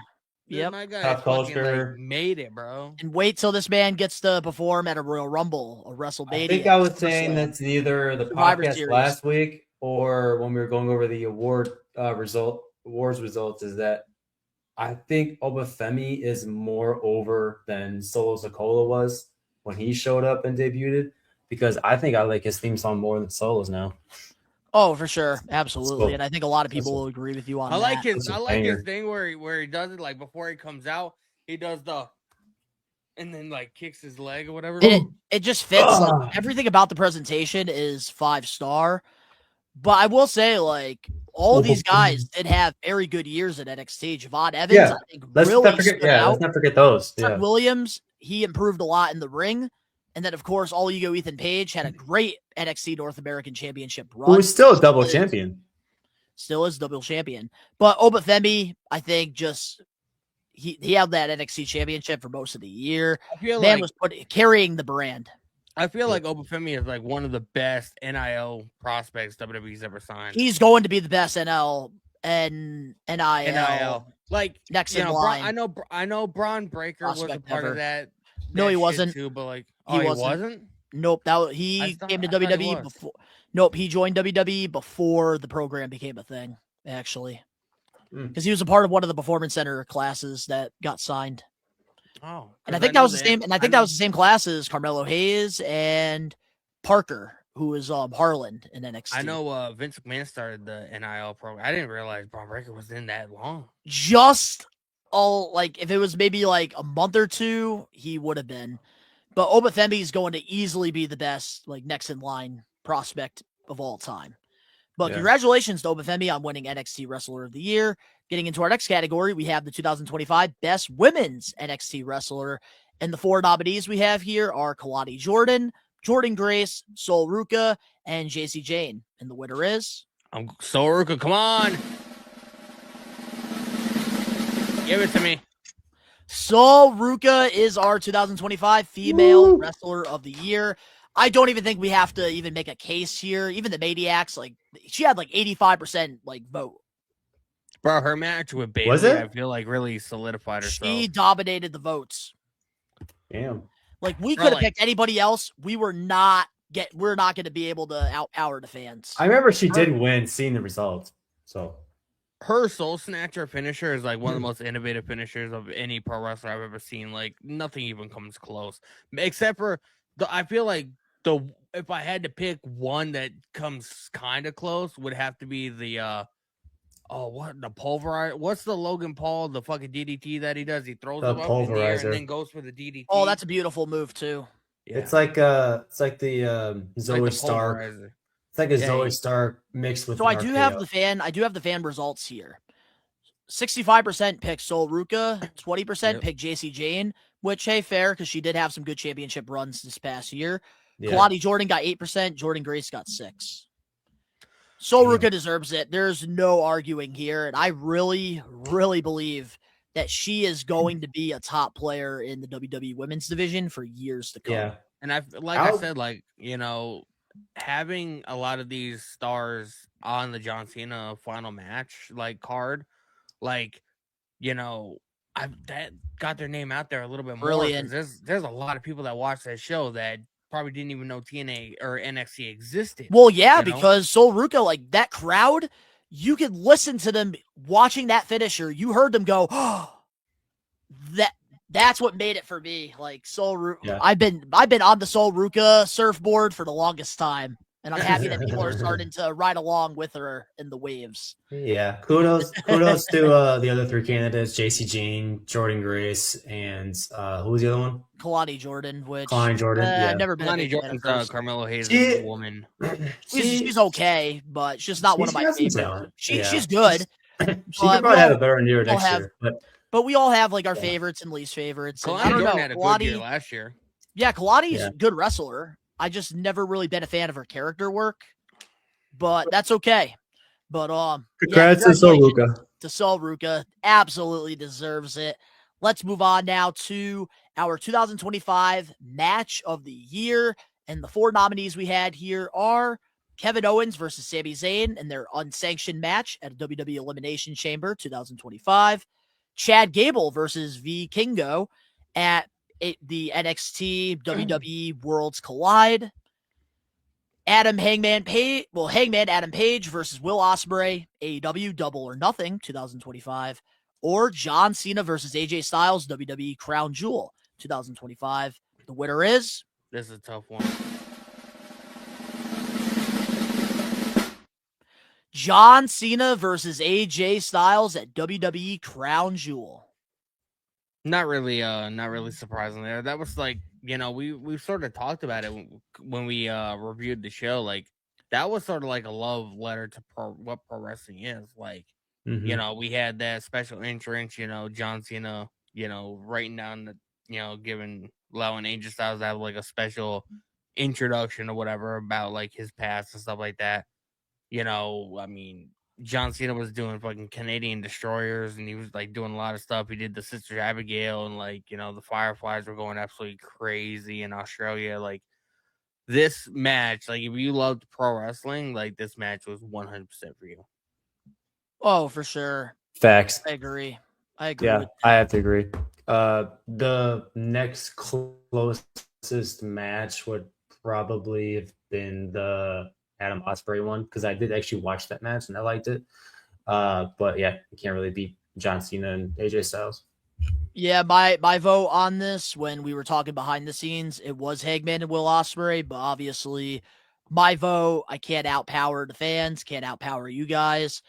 I did really enjoy the Hangman and Will Ospreay match because it was very, very unpredictable. And that was one match that like I felt like I was on my tippy toes watching it. AJ Styles and John Cena, it was unpredictable, and it was just one of those fun matches where like I didn't really want to analyze it. I just wanted to live in the moment, enjoy it as a wrestling fan. And like I do think that like I can't argue with it being match of the year because it was one of those matches where for once I wasn't sitting there over analyzing. Like I got to live in the moment. And sometimes that is hard to do, especially like doing a wrestling podcast and like with the IWC, like with all this stuff happening. I will say, like, the one critique I would have about this list, and like, I don't even necessarily know if you can call it a critique because I can't remember like when exactly this match happened. But I kind of prefer the match with Kevin Owens and Cody Rhodes Sami or Zayn. the Oh. Kevin Owens and Sami Zayn match when Kevin Owens got like he got slammed through that you're talking about him and, versus Cody Rhodes? and he got slammed through the ladder and it fucking like he like That folded was- up. Royal Rumble, that was. If it? there's one thing on this list, I would have replaced that match with the Kevin Owens and Sami match. Well, here's the way we did this. Like when it comes to like the producer side of like picking the nominees and stuff with the awards, people are into that stuff. Like I'll just share it real quick with you guys. There's a lot of research that goes into who we pick for these categories. And like I listened to the IWC, I was reading best matches that people had on Reddit, people had over on X, Facebook. I was doing research because when it comes to the awards, I try to do research for at least 3 months.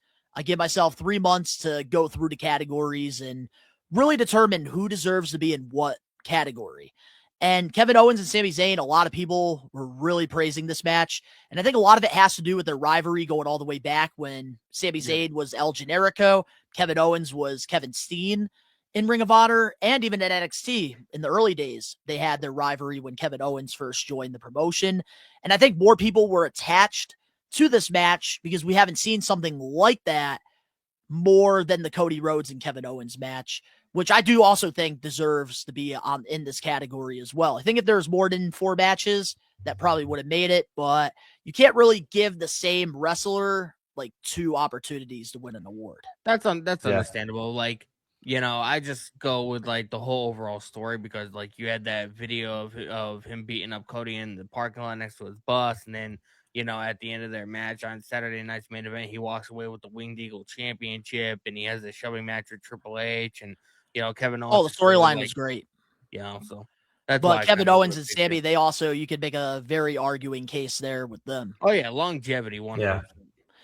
But I can't be mad at this. Like, I feel like nobody can really be mad at this. Like, if you didn't enjoy this match, you're not a true wrestling fan. Congratulations to AJ Styles and John Cena on winning We Are Wrestling Awards 2025 Match of the Year. If you really like, you could honestly say that maybe that was like probably the best match of John Cena's entire last run. From like a story aspect and stuff like that, and like just like everything that went into it. Yeah, and I'm surprised you never watched the original AJ Styles versus John Cena matches. I'm very surprised. I know. With that era of WWE. But Danny, I'm telling you this right now, you really have to go back and watch those AJ versus Cena, like the original matches that they've had. Because let me tell you, that was one of the pros out of a horrible time. Wasn't that back in like 2016? Yep, 2016. Like what I need you to do, probably not tonight, but like tomorrow, I need you to send me some dates and send me some shows because in like 3 days, Peacock, the WWE library leaves Peacock. So I'll send you the dates immediately. Yeah, no, I got you tomorrow morning for sure. But let's get into our next category here because we still have some more categories in our We Are Wrestling Awards. And our next category is the 2025 Women's Match of the Year. And the 4 nominees we have here are Rhea Ripley versus Io Sky versus Bianca Belair at WrestleMania 41, Chris Statlander versus Mercedes Moné at AEW Full Gear, Mariah May versus Toni Storm at AEW Revolution in their final curtain call match. And then we had Io Sky versus Rhea Ripley, WWE Evolution. The winner is... This is the triple threat match at WrestleMania 41. Oh my god, bro! I thought it was a shoe-in for the Mariah May and Toni Storm match. They should have gotten it. They should have. That was my favorite match, but this was also a very good match as well. It was, but like the story that went on with Toni and Mariah May, I'm starting to feel like a lot of our audience is like they're not really like they don't watch everything, so they watch like WWE because that's like mainly what we talk about, and I've started to notice a little bit of that. So there's probably a lot of our audience that voted for this that probably didn't even see that match, the Toni Storm and Mariah May match. So.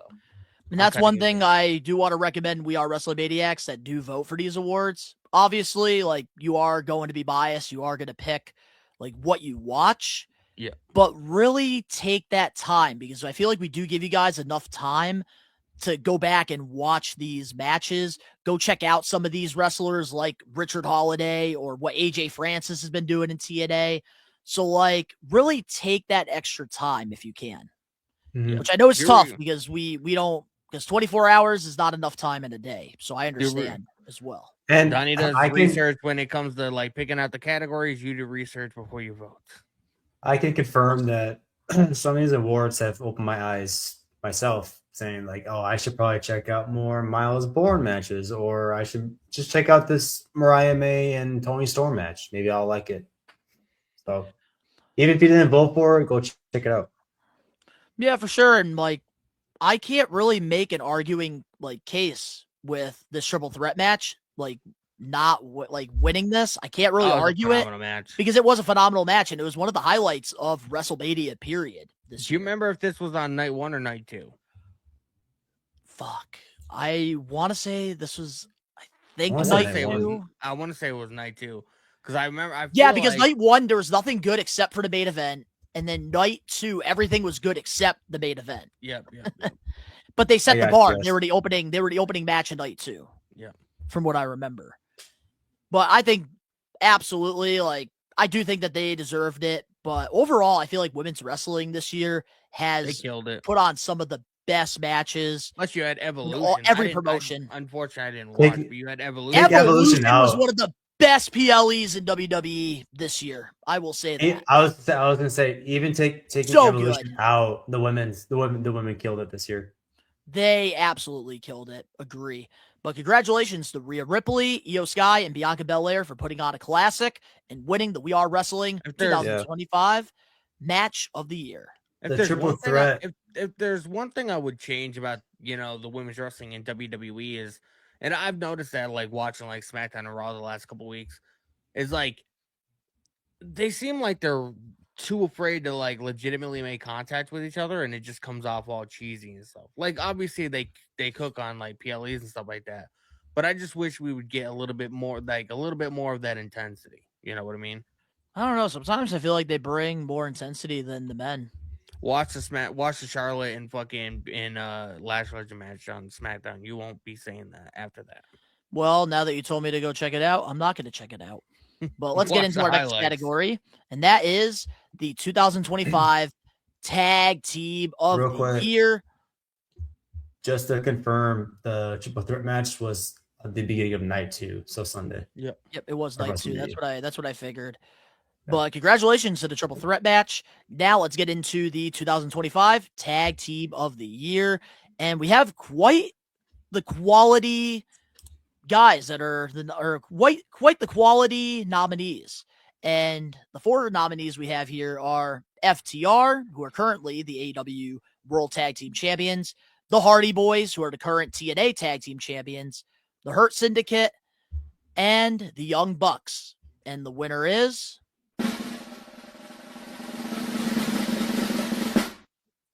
the Hardy Boys. We got a TNA winner. Let's go, man. They've had the best year as a tag team. Like, And you know, real quick, I'm going to give my thoughts first on this because I think, man, I got to go to TNA Slammiversary and Bound for Glory, and the ladder match that the Hardys had when they won the TNA tag titles at Slammiversary was so good. Jeff and Matt have just not missed a beat. They are absolutely selling out these shows that TNA is going to because they're not just staying in one arena. They're actually traveling this past year, and the Hardys have been such a key factor in this rebuild for TNA wrestling, and especially Bound for Glory, that final match with the Dudleys. That was a perfect ending for such a legendary career for the Dudleys. And then them like giving the boots to them. Like it was just perfect storytelling, storybook ending. and like, you know, that's And what Jeff and Matt killed it also at NXT and did a couple things as well. Exactly. That's what I would consider a 5-star match, you know, the Dudleys versus the Hardys, because that's what we grew up on. Like, you know, we remember the tables match at Raw Rumble 2000 in Madison Square Garden. Like, we remember, you know, the first TLC match at SummerSlam 2000. You know, we remember, you know, WrestleMania 17, TLC 2. You know, I mean, like that's what we grew up on. So like, you know. Oh, don't forget their match at WrestleMania 16. Yep, WrestleMania 16, the triangle ladder match. You know, like the ladder match that the Hardys had at No Mercy with Edge and Christian for the money. My God. You know, with yeah, it's just awesome stuff. And like, you know, the Hardys have been doing it for such a long time, and like, you don't see teams like the Hardys anymore. Like, they've legitimately been going nonstop for 33 years almost. Like, there's not another set of performers from that time frame doing what they're doing now. You know, especially they are doing some of the best in-ring work that they've done in the past, like 5 to 6 years as well. Even like, you know, they are a major part in the whole rebuild for TNA. You know, they're all over the branding for the you know, move to AMC. You know, they're a huge reason as to why.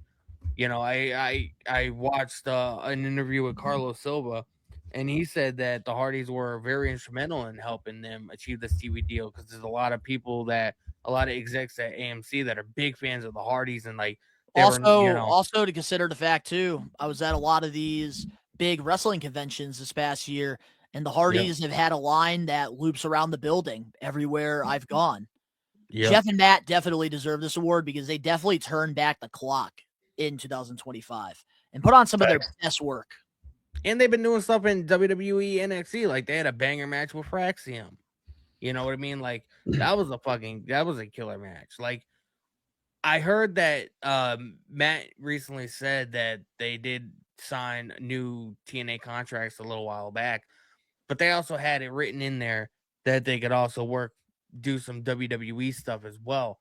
So I'm thinking in 2026, do we see him on some PLEs or some main roster doing something? I think so. They'll figure something out with the Hardys, maybe. But how do you feel about this, Dan Eddy, with the Hardys winning Tag Team of the Year? I agree with everything you guys were saying. When they had that match with the Dudley Boys, that was one of the 2 matches that made me cry this year. Like, not even gonna lie. Like, I was crying live. I'm proud to say that I was crying during that and the John Cena match, obviously. But yeah, I think as far as the tag team of the year, they deserve it. I agree.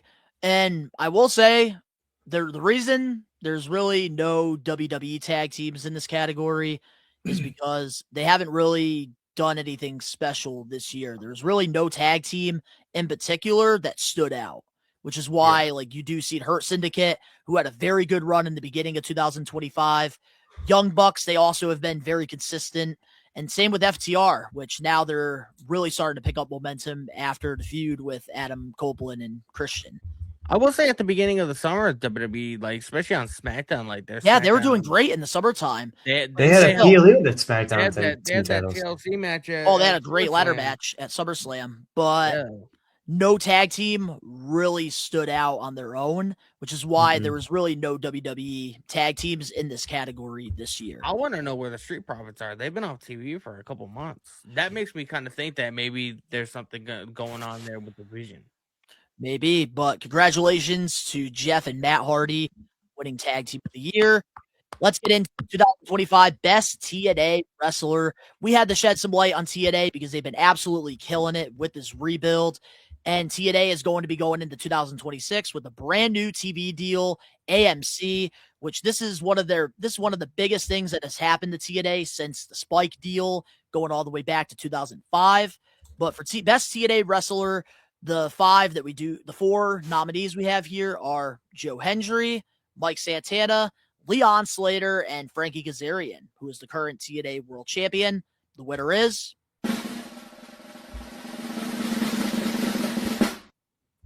Joe Hendry is the TNA Wrestler of the Year. Yeah, man. He popped out in a big bad way, man. You know, like even people that like, you know, I have friends that have never watched an episode of TNA in their life, but like, you know, Joe Hendry's song is just, you know, I believe in Joe Hendry. There he is, man. You know, so he popped out in a big bad way, and you know, he's unfortunately not part of. I mean, not unfortunate, but he's not part of TNA anymore. He's, you know, and he's signed to an official WWE contract. So, I mean, who knows, man? That like, bro, that sing along concert that Joe Hendry had to open SmackDown. Miz has tiny balls, and then he wants to go to Hollywood, but nobody will return his calls. Like, bro, that was great. The locker room line.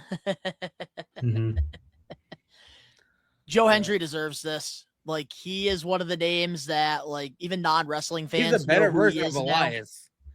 A better version of Elias, exactly. And I love Elias. I can't go that far. I have to. I can.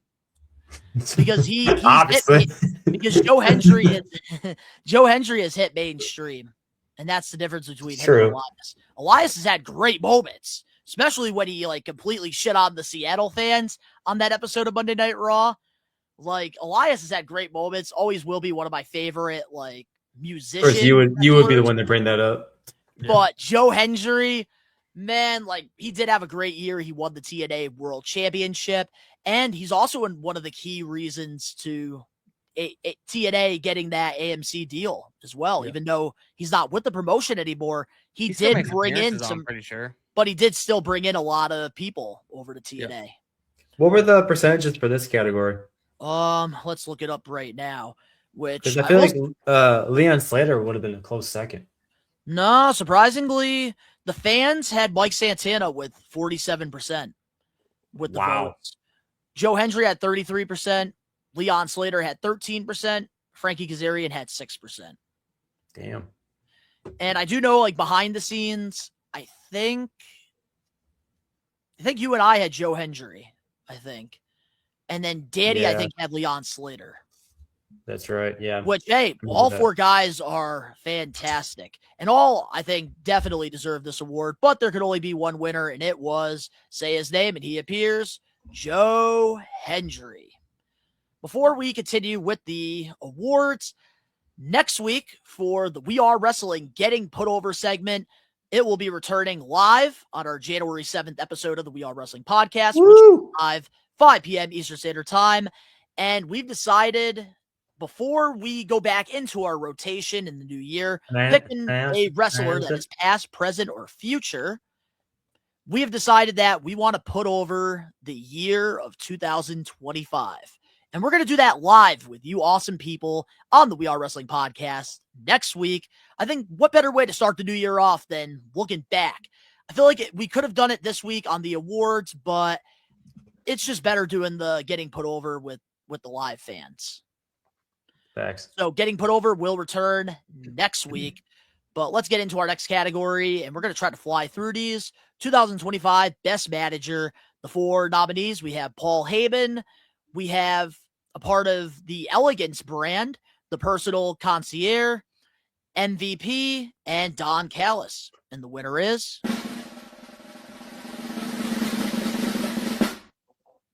Paul Heyman. Paul Heyman's the GOAT, bro. Don Callis deserved it. Yeah. That's my hot take. Yeah, he did, but like, you know, the thing about Paul Heyman is like, even if the show is bad, just everything every time he's on TV, it just sucks me in. You know that, and that's I feel like that's the difference. Like, I don't get Don Callis does that for me. I don't get that same feeling for Don Callis. You know what I mean? Like, Well, you but hate like everything Paul, AEW does. No, I don't hate everything. That I'm spreading false information, man. I'll have to sue you for defamation. Get him. But like every time Paul, like even if the show is like, oh my god, I want the shit to end. Like the minute Paul Heyman's on the show, I'm like, he does make things this is interesting. But how many times do I have to hear, ladies and gentlemen, my name is Paul Heyman? Paul Heyman. Yeah, do it like that. It's catchy, it's good, but man, I don't know. I thought Don Callis, like, he made more of an impact this year at AEW than Paul Heyman did in WWE. And that's why I kind of factored it in. What about the Young Bucks? He's so good. I love Don Callis. I love like Callis him too. But I will say the Elegance brand, I will say this, even though he didn't really get a lot of votes, the personal concierge, he is somebody that I would definitely check out if you haven't seen any of his work. He's the manager for Elegance brand, which was originally Dana Brooke, because she went by Ash by Elegance. He was her manager. Yeah. And he's somebody that is really good at just getting heat, like wherever he goes. And like people don't know who the guy is, but he gets on that microphone and instantly, like, you want to block your ears. You want to cover them. And he's just one of those, like, good, obnoxious, like, heel managers. One of the missing arts in professional wrestling. Yeah. But for best manager, I had Don Callis, but unfortunately, you guys, the Maniacs, and you guys had Paul Heyman, which can't really argue. Hey, Don Callis family. But can we give somebody that's not Paul Heyman the award next year? We know how good Heyman is. Don't put him in the awards. Well, I have to. I have to. Like, well, okay. Paul Heyman is in some of the best segments on WWE television. You have to, because like if like we want the Wrestling Observer newsletter, we want the Jim Cornettes, the Vince Russos, the AEWs, the WWEs to take We Are Wrestling serious. We have to have the best of the best in these categories. And Paul Heyman, unfortunately, right now is the best of the best when it comes to the managers. So congratulations, wise man. With honors. Moving on now to the 2025 worst AEW booking decision. Had to make this an award because I feel like this is just like a meme at this point with the IWC. And we always are trying to engage with the IWC, even though we disagree with them 90% of the time. But AEW did have some headaches and some I can't even put words into my sentences. Indescribably horrible decisions. And here are the 4 nominees for worst AEW booking decision. The money matches. Oh, man, this is great. Christian Cage cashing in his world championship match. Just the cost, Adam Copeland, the championship, and Jon Moxley keeping the title in the briefcase. Eddie Kingston's return that was announced weeks ago, and it was very lackluster. Or MJF and the Hurt Syndicate storyline that didn't have a finish to it, but had a lot of promise going into it. The winner is...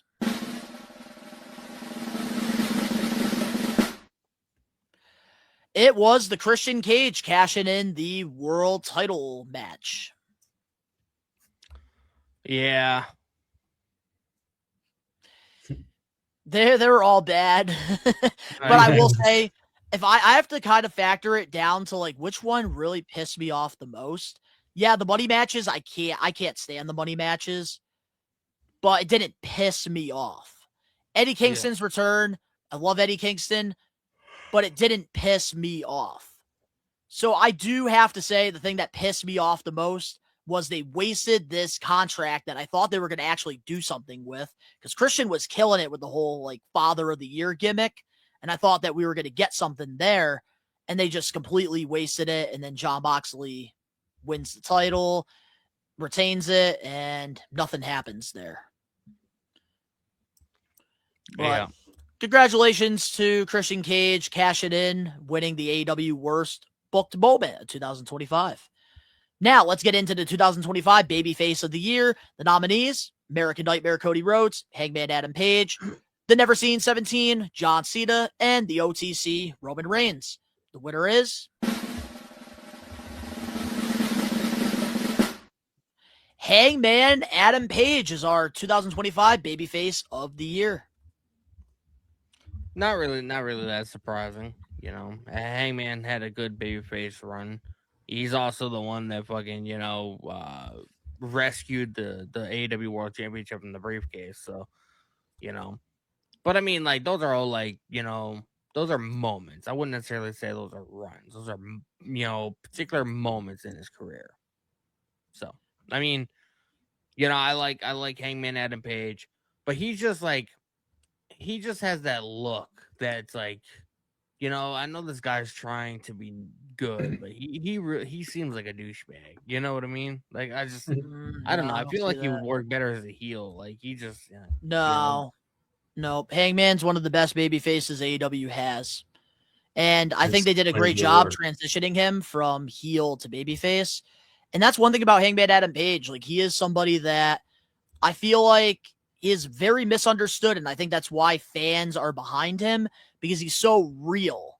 And with a babyface, that's what you want. And I think that's why people love Cody Rhodes. That's why people love John Cena. That's why people love the new OTC Roman Reigns. Yeah, is because at the end of the day, these are larger than life characters that we're engaged with. And I feel like Hangman Adam Page, especially going into AEW All In, I felt like all of us fans were behind him because we had Jon Moxley trying to take everything away from AEW, having that championship locked up in that briefcase. They really set Hangman up for that ultimate babyface moment, just like they did the first time when he defeated Kenny Omega for the AEW World Championship. Hangman is just one of those guys that, like, I feel like you just naturally love because he's just like us. We're all humans at the end of the day. We're all not perfect. We make mistakes, but we try our damn best. And I think that's why Hangman got this award. everything Donnie said. I just, like, when I see Hangman, I picture him like just sitting in a dark corner in a bar, just drinking whiskey. Somebody pops up. That was old Hangman when he had the mustache. We're back to old Hangman. Yeah. But congratulations to Hangman Adam Page on winning the 2025 Babyface of the Year. Let's get into the 2025 Heel of the Year. And we have 2 women wrestlers and we have 2 male wrestlers in this category. The nominees, Becky Lynch, Naomi, Seth Rollins, and Jon Moxley. The winner is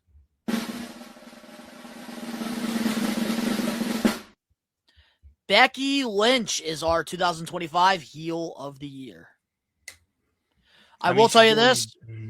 I will say this. Going into our little meeting, I did say Jon Moxley deserved the Heel of the Year. But after that fucking promo that we got over the weekend, I can't give it to him. So I'm glad that Jon Moxley lost this award. So congratulations to Becky Hogan on getting it. Tell us how you really feel, Donnie. Oh, that really pissed me off over the weekend, Dan. And my internet was pissing me off even more. Bro, man. Yeah. Becky Lynch is doing the best heel work of her career, man. And like Becky like Hogan. She's utilizing, again, back to what I was saying, she's utilizing social media. Her tweets. If you have a Twitter, go look at her tweets. She posted this 8 hours ago. My lawyers have demanded the pest and insect specialist sweep the arena ahead of Monday Night Raw to make sure there are not any ants infestations. Wrestling should be ant-free in all caps. That's right, brother. She posts, she made an entire tweet about what a horrible referee Jessica Carr is. Like, Jessica sucks, brother. You can't call her Becky Hogan anymore, bro. You can't. Well, what are you going to do about that, brother? Yeah, no, she isn't Becky Hogan right now, but it is a funny meme that's been a thing this year. I think this was one of the categories we were all different, so we had to stick We with were. the results. Because I would have picked Naomi, to be honest. I think What I her heel work this year, and then when she had the title with her as well, it was one of the most chaotic cash-ins that we had in One of the best cash-ins years. we've gotten in years. yeah, but it wasn't long enough because she ended up getting knocked. That I think that's what cost Naomi the award, honestly. Yeah, But she did do I some of think her I best work this year. I think I still did vote for her. I'm not gonna lie, but yeah, you could. I mean, probably not John Moxley, but you couldn't win with any one of the three. And now Yeah, when no, Naomi that's comes true. back, everybody's gonna be happy to see her. She's gonna automatically be a babyface again. And Seth Rollins, it wasn't long enough either, the heel turn. But congratulations to Seth Rollins' wife, Becky Lynch, husband. on the 2025 I mean, heel of she the is- year. man. she Let's the man forget of I the year. said that.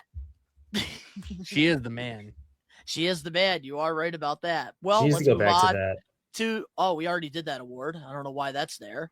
But we do have our 2025 Best Premium Live Event. And the 4 nominees for this one are the WWE Elimination Chamber, AEW Double or Nothing, AEW All In Texas, or WWE Evolution. The winner is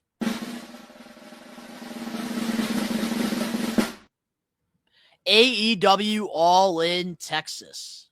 Not really surprisingly. I can't really comment too much on this because, I actually had to watch this event on my phone because that was the last day at our old place. So I was in the process of packing, and so I wasn't able to stream that day or whatever.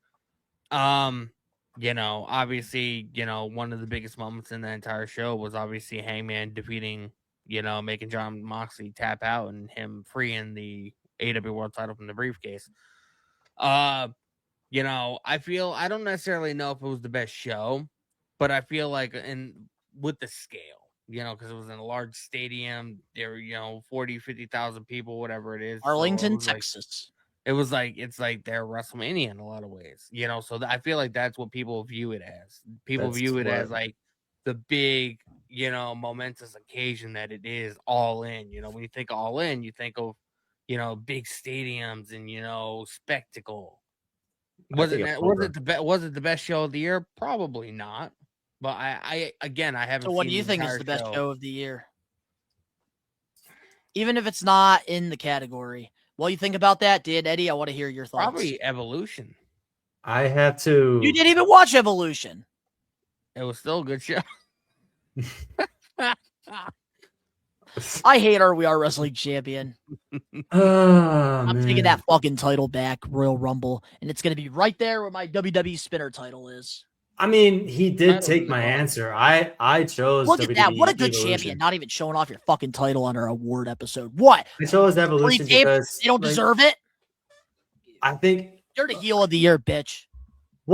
First of all, they need to have this every year, and second of all, the AEW All In, to Danny's aspect was like the aspect, like the whole, like Yeah, go get your the term All In, the capacity, like 30 something matches that they had in the entire program, but with WWE Evolution, yeah, get the fucker off the screen.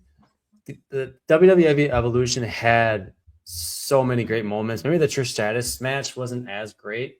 I think with Tiffany Stratton, if I'm not mistaken. At least give me props for fucking making sure that shit doesn't get damaged because I have fucking animals and fucking kids.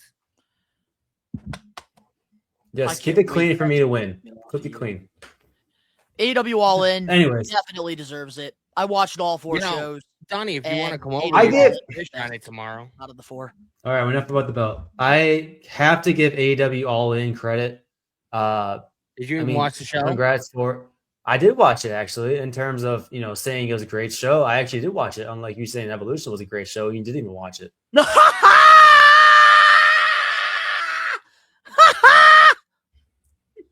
I don't even know why. I don't even watch AEW, so I mean, I was sending you stuff too. you did, yeah. All In.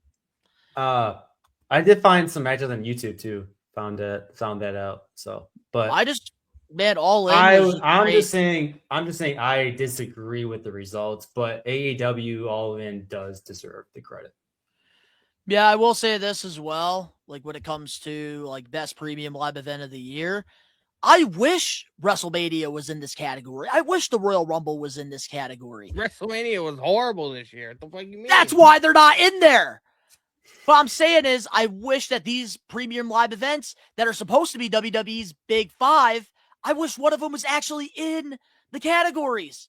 But they weren't that good, which is why they weren't in there. AEW All In, on the other hand, they put on classics. The Great matches, great Elimination Chamber moments. was in there. That's one of their big fives. No, not really. The Big Fives are, I consider it Royal Rumble, WrestleMania, Money in the Bank, SummerSlam, Survivor Series. Okay. Elimination Chamber has always been That's a fair. big little pay-per-view.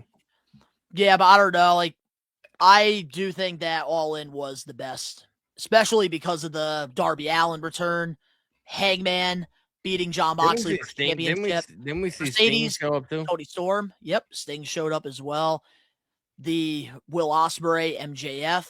Like, it was just overall.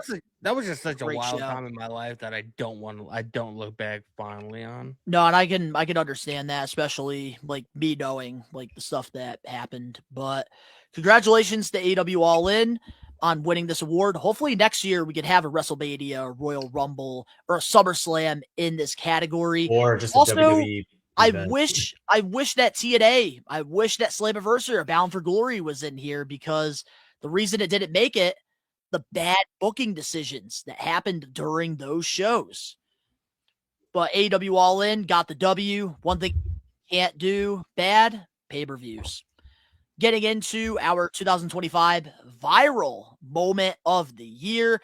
And the 4 nominees we have here are Braun Breaker spearing I Show Speed at the Royal Rumble, Mystico's entrance at AEW Grand Slam, Mexico, Logan Paul doing his frog splash, the jelly roll on the table at SummerSlam, or Let the Bodies Hit the Floor, Anarchy in the Arena.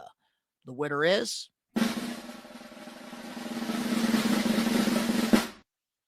Anarchy in the Arena, Let the Bodies Hit the Floor. And I 1000% agree with this winner. Yeah, you know, like obviously during Anarchy Arena, I feel like it's a stable to like have music play or whatever. Did you watch this, Donnie? Huh? Which Did one? you watch this one? Oh, Anarchy in the Arena. I lost my fucking marbles during this. Oh, and I'm sorry, I meant Danny. Did you watch this, Danny? I'm pretty sure we saw Darby Allin towards the end. Isn't this the one where he came out with a blowtorch? Yes, I believe so. This was Double or Nothing. Yep. So Okay. Darby Allin came out with a blowtorch and, you know, bodies hit the floor. Yeah, it was just a fantastic moment. I don't know how viral it was because I don't remember. It was pretty viral. Much. People were talking about it, and that's what is considered viral. Like, man, Anarchy in the Arena has probably become one of my favorite like AEW matches that they do every year. And when they hit the Let the Bodies Hit the Floor, I didn't expect that to happen because, of course, like Let the Bodies Hit the Floor, that's ECW's theme, especially for One Night Stand. So when they did that on AEW, I just marked out. And for like, I wasn't like overthinking, like, man, I just enjoyed that moment. I remember doing the live watch along here on the We Are Wrestling channel to that, like Anarchy in the Arena. And I think I lost my entire voice after that. That's how much I enjoyed the whole Let the Bodies Hit the Floor. And man, like a lot of people like to shit on AEW saying like, oh, like they don't deserve to be in business because they don't like Tony Khan. Man, if you are a pro wrestling fan, you can hate everything AEW does. And I will not criticize or judge you. But one thing I feel like no fan can hate on is that Anarchy in the Arena. If you actually watch the full match, not the highlights, not what you see on Twitter or Facebook or Instagram, if you actually sit there in live time and watch that match and you don't crack a smile, something's wrong with you and you should consider go watch tennis or go watch freaking something on Netflix or do something else than besides watch wrestling. because Anarchy in the Arena, like, for those 20 plus minutes every year that match happens, it reminds me why I am a professional wrestling fan. Dan Eddy, did you watch the match? I did not, because I'm not an AEW viewer. I'm going to send that match to you. And I feel like I'm you looking will up on crack a YouTube right smile. now as we speak. I probably will. I'm actually trying to find it on YouTube right now. Yeah. But no, I can not really say much because I didn't see it. But as far as viral moment, it's hard to believe that Logan Paul did not win this category with That's a fair. jelly roll off the top rope. And I was also going to say I was crying because I was laughing so hard when Braun Breaker speared Speed. I show Speed. That was also a very good I saw viral Speed. moment. I was laughing so hard that tears are coming out of my eyes. I wanted I to see loved it over Speed and being over in the again. Rumble. That was one of my What highlights is- of the Real Rumble. What is even more matter- hilarious is he was streaming the entire time. So if you go back and actually rewatch the stream, So you can see how good. everything is set up. You can see him walk into Gorilla. You can see the interaction with him and Triple H, like everything.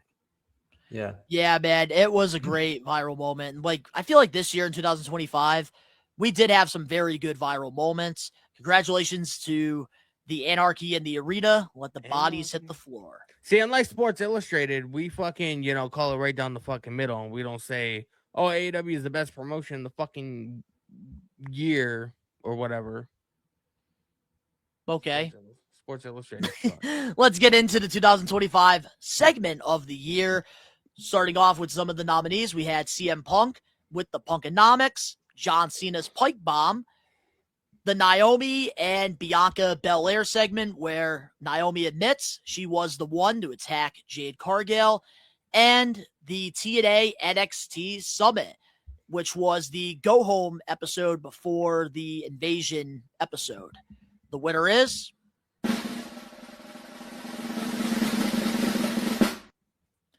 CM Punk Punkonomics. Punkonomics, man. The idea and the fact Drug that this free. happened, and the fact that this happened in Saudi Arabia makes it even better.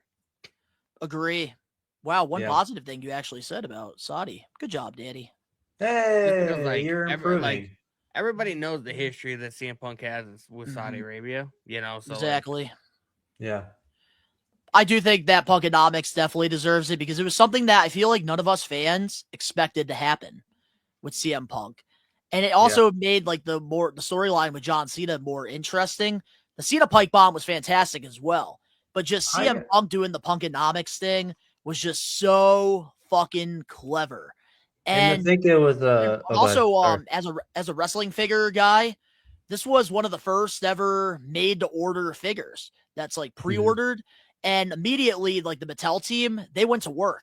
And by San Diego Comic-Con, which was less than a month after the segment happened, it was made to order for fans. Did you order it? Do you have it? Oh, absolutely. But do I have it in hand? Not yet, because the made to order figures, they usually take a year to make. So a couple But they things immediately put it into production because usually making a wrestling figure, it takes like up to 10 months to create. A couple of things with all 4 of the segments. Every one of them deserves credit to they have a reason why they should have won the award. With the Punkonomics, it's so interesting how it happened on the day, I think 11 years. With the pipe later bomb. on. The pipe bomb. Yeah. CM Punk's old pipe bomb. So, well, Danny winning the We Are Wrestling Championship was definitely not the segment of the year here on We Are Wrestling. I can tell it you was that. the worst booking decision of the year. Hey, you have the title backwards, buddy. I don't care. You look stupid. You look stupid. We have too much fun, especially with the pre-taped episodes. But I can't wait till we go live next Wednesday. But congratulations to CM Punk on winning the segment of the year with Punkonomics. Moving on to our next category, we have the 2025 Worst Feud, and the nominees are Charlotte Flair versus Tiffany Stratton, Jey Uso versus Gunter, Nikki Bella versus Stephanie Valkyrie, or MJF versus Jeff Jarrett. The winner is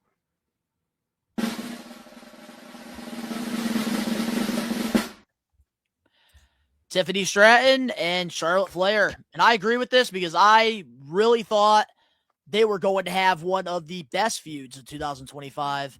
And Tiffany Stratton decided to go into business for herself. Charlotte went into business for herself. And that's why they had the worst feud. It takes two to dance.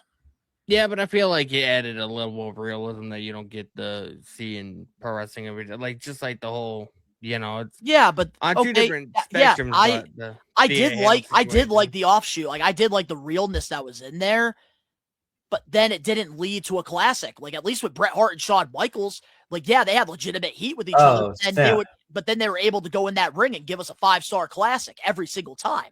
Charlotte and Tiffany completely shit the bed when it mattered, and that was WrestleMania. So real quick, I have to correct myself because people will come at me. The original pipe bomb was 2011, so 14 years ago, not 11 years ago. Sorry, I couldn't let that go. But no, thank you for that. That was good timing. Thank you for that. Why is it just going? Because you probably have it okay, there you go. As I say, you done? Anything can happen when it's pre-taped. Or if Danny's controlling shit. Anyways. True. I had to agree with Donnie because I was expecting more from this feud. And although the other ones kind of have their own reason to being the worst feud, this one disappointed me the most.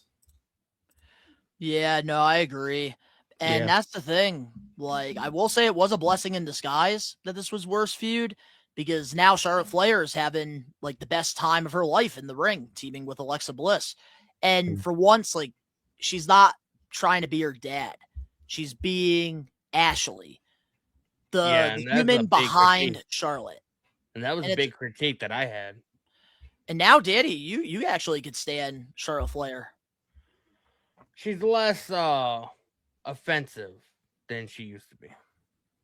And that's a lot coming from you, because last year, you would have been throwing flames at her. But congratulations to Charlotte Flair and Tiffany Stratton on winning the 2025 Worst Feud. Let's get into the 2025 Worst Title Run. And the 4 nominees we have here are Jon Moxley with his briefcase, Julia with the Women's United States Championship, Jey Uso with the World Heavyweight Championship, or the Judgment Day, Finn Balor, JD with the World Tag Titles. The winner is... I feel like the only one that hasn't been that bad was the Jey Uso one. Can you at least wait for the results, dude? Winner is JD and Finn. You know that's bad when we don't really have much to say. When Moxley holding a fucking briefcase is less offensive than their tag team title run. Yeah, I would have probably given it to Jon Moxley if Finn and JD actually defended the titles. Not their fault. WWE Creative's fault. Not really much to say. I think I already went on a Finn Balor rant like a few awards back. So, yeah, you guys probably already know how I feel about Finn Balor and the way that they've been booking him and JD. Yeah, and I even touched base on that and the title reign that they had with as tag team champions. It was bullshit. And that's why they got the worst title run. So congratulations to them too. And I know they're probably not going to want to accept the awards, so maybe they can give it to the people that wrote their horrible title run. Let's get into our next category. We have the 2025 Rivalry of the Year. Lots of great storytelling we got this past year. The 4 nominees: Mariah May versus Toni Storm, Becky Lynch versus Lyra Valkyria, Jon Moxley versus Hangman Adam Page, Seth Rollins versus Roman Reigns versus CM Punk. The winner is...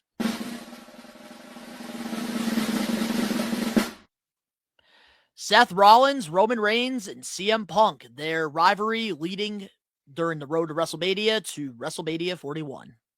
Yeah, their rivalry went a long way before that, though, like it did. Since, don't forget the Shield was brought in as bodyguards for CM Punk back in the day.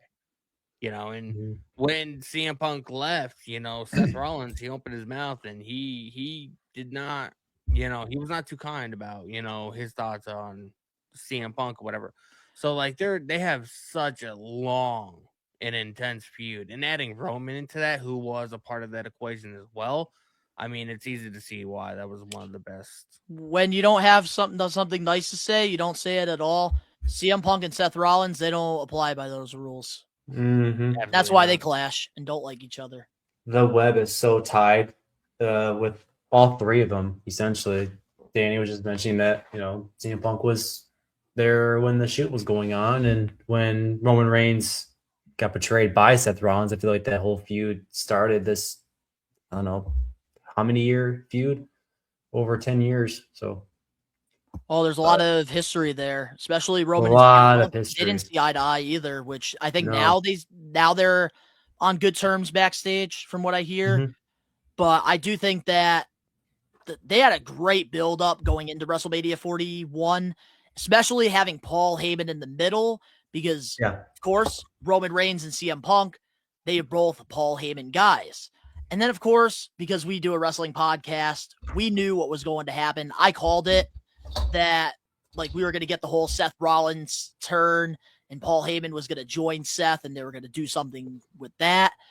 I think they did a great job with the storyline. And I can't really argue with this one being the winner, but I do think that Valkyria and Becky definitely deserve some flowers. Oh, I yeah. do think Timeless Toni Storm and Mariah May do, but I think the reason maybe they didn't win this award is because most of their rivalry happened in 2024. It ended in the beginning of 2025. Yep. And also Hangman and Jon Moxley, that was also a great storyline that led to their biggest show, AEW All In. But I do think the Paul Heyman factor is why I have to agree with this triple threat being the best rivalry of the year.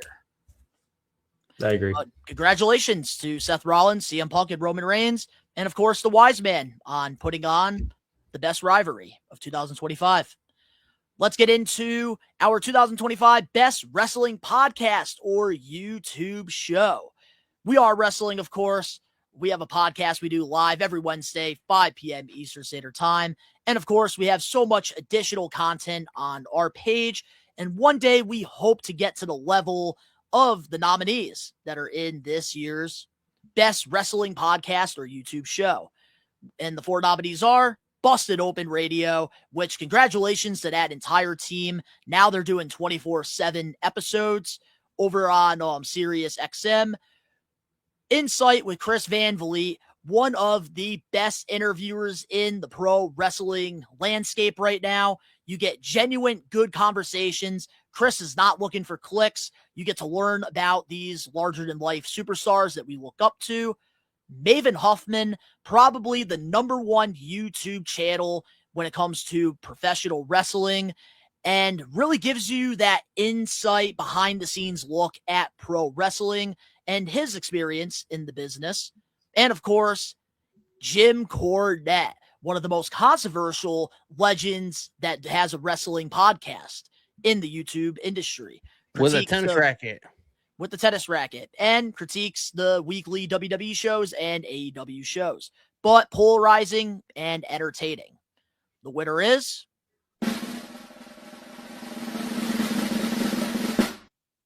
Insight with Chris Van Vliet.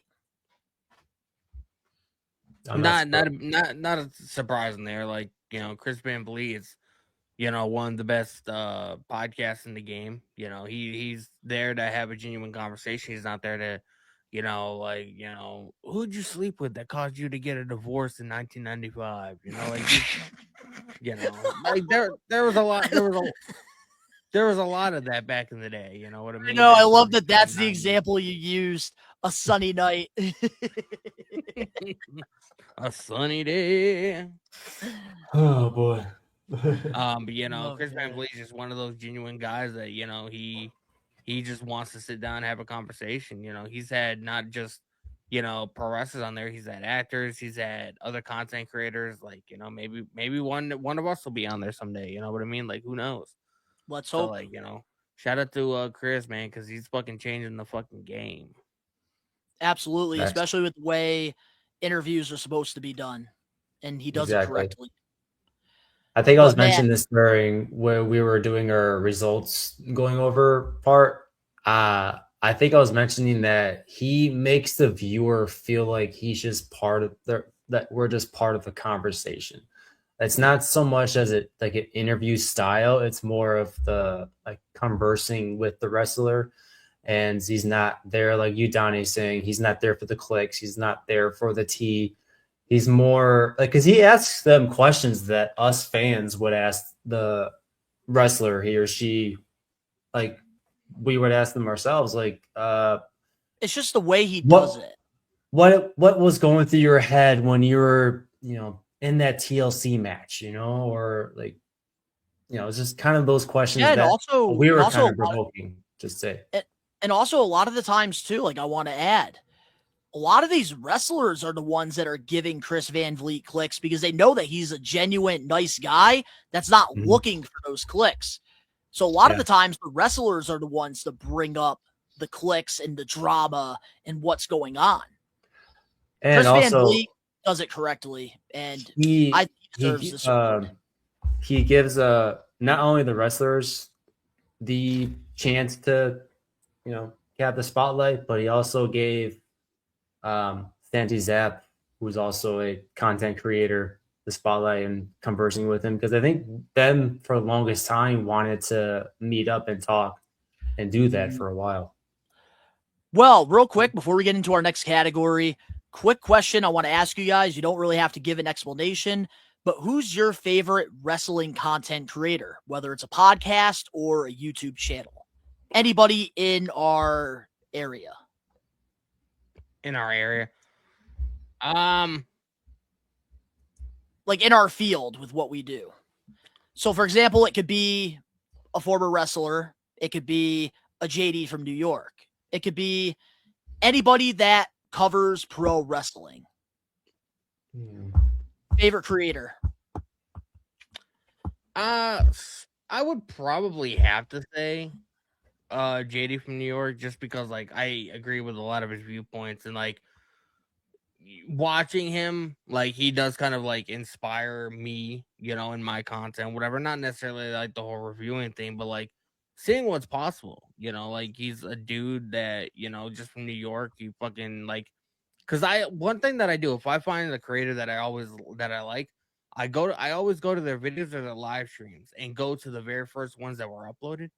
And like JD, like he started way back in 2011. He started having like 15-minute raw reviews over fucking Call of Duty gameplay montages. You know what I mean? Like he started out like that, and now like, the guy, he's probably have more money than any of us will ever see in our fucking lives. Hey, he's got a brand new Mustang. Good for him.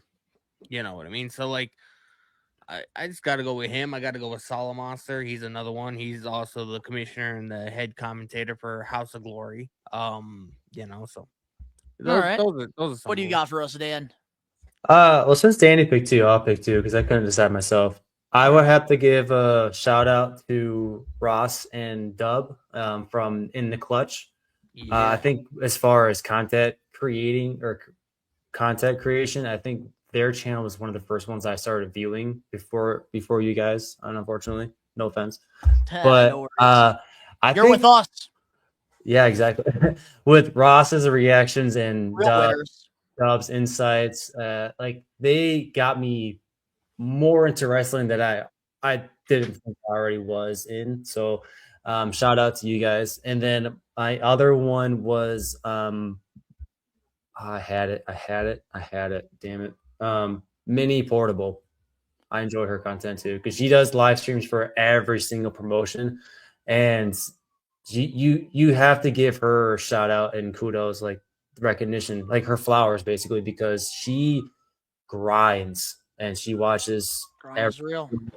promotion, TNA. She does live streams for AAA. I think every day of the week she's been live streaming and stuff, and she just puts in the work. So you have to give her flowers. So shout out to you, Mini Portable. Well, I might as well give two as well. First one, I got to go with the Stevie Richards show. I've really enjoyed his takes. I've really enjoyed what him and James are doing over there because it's not necessarily a podcast. It's a show. Yeah. And I love like Stevie, like getting the board and analyzing botches and like certain moves and stuff. I don't always agree with his takes, but I love his perspective on professional wrestling. And then another one that I also have to give a huge shout out to that I enjoy is Wrestling Bio. another underrated wrestling content creator as well. He does this show, Reliving the War, and I'm actually getting into it now, where every week he pretty much compares like a Nitro episode to the Monday Night War episode in live time. So he'll talk about the viewers and he'll compare like which show was overall better by going by like each segment, each match. And he also does really good bios on some of the underrated wrestlers that don't really get the recognition, like a Steve Blackman or somebody like that. And one of the reasons why like I was inspired to start the Getting Put Over segment here on the We Are Wrestling Pod every Wednesday live, because with wrestling bios, like he sheds some light on people that I feel like deserve it. And Getting Put Over, I feel like that's something that we do every week. But I have to go with Stevie Richards, and Wrestling Bio is some of my favorites. But congratulations to CVV on winning the best wrestling podcast with Congrats, Insight, Chris. Chris Van Vliet. A perfect instance for like, you know, what we were talking about when it comes to Chris Van Vliet and his content, like, you know, like the kind of conversations or whatever that he has. One of my favorite episodes that he has ever made has to be the one with Velveteen Dream.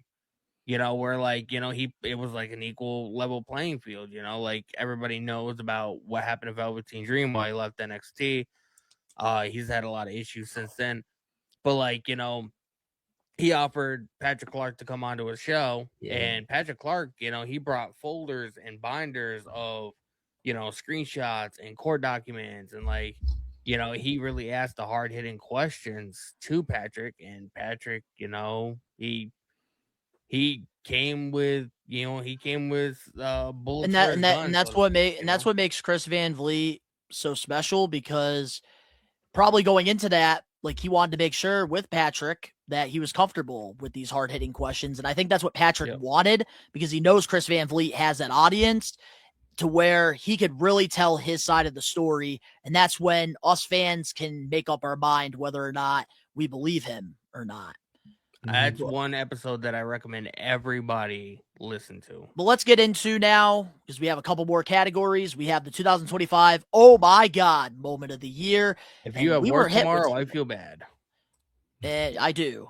But with the Oh My God Moment of the Year, the nominees are John Cena turning heel, Paul Heyman turning on Roman Reigns and CM Punk, Jey Uso winning the Royal Rumble, or Seth Rollins cashing in on CM Punk at WWE SummerSlam. The winner is John Cena turning heel. I really don't think there's anything we could say. By far, that was one of the best moments in pro wrestling. People were comparing it to when Hulk Hogan turned on WCW and joined the New World Order, Bash at the Beach 96. This was a great moment, and that's what this category is on. It's not on the whole farewell tour itself and how bad the heel turn was. The moment caught all of us by surprise. Yeah, 100%. Yeah, the way you phrased it, Donnie, I would have to say all four of these categories deserves credit. Any other year, this was the more oh my gosh moment. And that's the thing. Any other year, Paul Heyman low blowing Roman would have got the win. Seth Rollins cashing in. That would have been my vote. Win. Jey Uso winning the Royal Rumble, which was so unpredictable, could have won any other year. But Cena, one of the top guys, one of the greatest of all time, turning heel, that has to get the Oh My God Moment of the Year. The fans wanted it. We wanted it. Congratulations, John Cena and Cody, on making a moment, but not following through with it. And that's Triple H's fault. And Travis Scott and The Rocks. But let's get into the 2025 Blitzkrieg Pro Wrestler of the Year. Hey. If you guys are not familiar with Blitzkrieg Pro, We Are Wrestling. We sponsor their shows. They are a local independent wrestling promotion located in Western Mass, Connecticut area. And Blitzkrieg Pro, they put on great shows. If you're not from the Western Mass or Connecticut area, you could check out Blitzkrieg Pro over on IWTV for only $9.99 a month. We Are Wrestling. We upload our full matches that we do sponsor. Blitzkrieg has lots of up-and-coming, bright talent that are the stars of tomorrow. Some of the notable names that were a part of Blitzkrieg that made it onto the big scene: MJF, who is now a two-time AEW World Champion; Chris Statlander, who is the current AEW Women's world champion. Smart Mark Sterling, he's a manager over in Ring of Honor and also MJF's lawyer. Lots of talent. Oh, also Joaquin Wilde, a part of the LWO. He went by DJZ. He did a lot in Blitzkrieg as well. A lot of talented performers started off in Blitzkrieg and now are on to bigger and better things. But every year we want to give an award out to the best Blitzkrieg pro wrestler because we appreciate everything Blitzkrieg does for the We Are Wrestling pod. They've really helped us grow in the independent wrestling community. And the nominees for this Blitzkrieg Pro Wrestler of the Year category are CPA, Cruel, who's actually the MLW World Champion right now, Top 5, Sammy Diaz, and the current House of Glory Champion, Charles Mason. The winner is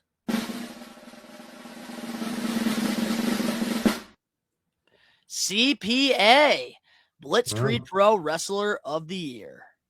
Who's also he's wrestles all over the Northeast. He also has made several appearances on AW television. One of his most notable situations was him getting choke slammed by the Big Show during AW Dark taping. That was phenomenal. But congratulations to CPA. He is one of the favorites at Blitzkrieg Pro. And honestly, he's been a day one guy with Blitzkrieg. He started off teaming with Evil Kip, part of the Breakfast Club, and he has started from the bottom, and he had a great he had a great Bedlam title run. So congratulations to CPA on winning the Blitzkrieg Pro Wrestler of the Year. And if he does send a video on time, roll his speech. Hello, my friends. We meet again. It's CPA here, and I literally just learned that I was voted in the We Are Wrestling Podcast Year-End Awards. I was voted Blitzkrieg Pro Wrestler of the Year. I just want to thank everybody for being very patient with me. I know since I lost the Bedlam title back in June, things haven't been going super great. I haven't exactly been racking up a lot of W's, but we're going to keep working because that's what we do. We work. That's all I know how to do. And I'm going to keep fighting for you guys so get back to the top of the mountain. Whatever the top of the mountain happens to look like.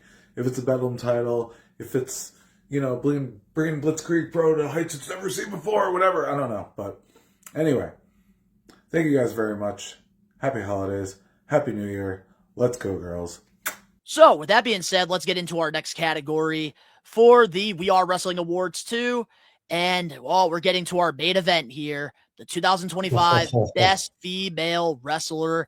The nominees are Timeless Toni Storm, Tiffany Stratton, Stephanie Valkyr, or Ultimo Mercedes Moné. The winner is Stephanie Valkyr is the We Are Wrestling 2025 Female Wrestler of the Year. Woo! I have no real complaints about her. She's doing great stuff on television. I kind of feel like she was a bigger deal in NXT, but obviously, the rosters are a lot different. You know what I mean? So she's definitely, holding up with her own against, the likes of Nikki Bella. Dun, dun, dun. I think she was just honestly too good for NXT, and that's not a diss on NXT itself. I think she, granted she wanted to go to NXT first, so giving her kudos for that. But she didn't need it. She just needed to get her feet warm, maybe, and then go to the main roster. So, and this category was probably one of the hardest ones I had to choose from, to be quite honest. You can make an argument for all four of them. That's what I see the minute I open up Instagram. The minute I open up Instagram, that's what I see. Stephanie Valkyr definitely deserves this. Yeah. Mercedes also does need to be considered. I know she's not a fan favorite, but she did have a fantastic year as well, putting on great matches, winning a lot of very unimportant championships, but she still definitely deserves some credit there. But Stephanie Valkyr is just right now over. She won the Queen of the Ring. She's so over, dude. Won the championship. And she had a great run in NXT as well to start the year off. And then, of course, ends it as the Women's World Champion. So, honestly, Stephanie Valkyr getting this, well-deserved. Congratulations on winning the 2025 Wrestler of the Year on the female like, side. She was double champion maybe like 4 months into NXT, I think. She was. So Well, I think it just goes to show. With that being said, now let's get into our main event category, the last award, and that is the 2025 Best Male Wrestler, the Superstar of the Year. And the 4 nominees we have here are the American Nightmare, Cody Rhodes, who is currently the WWE Champion, Gunther, the man who retired John Cena and Goldberg this past year, Hangman Adam Page, and Jon Moxley, who just won the C2. The winner is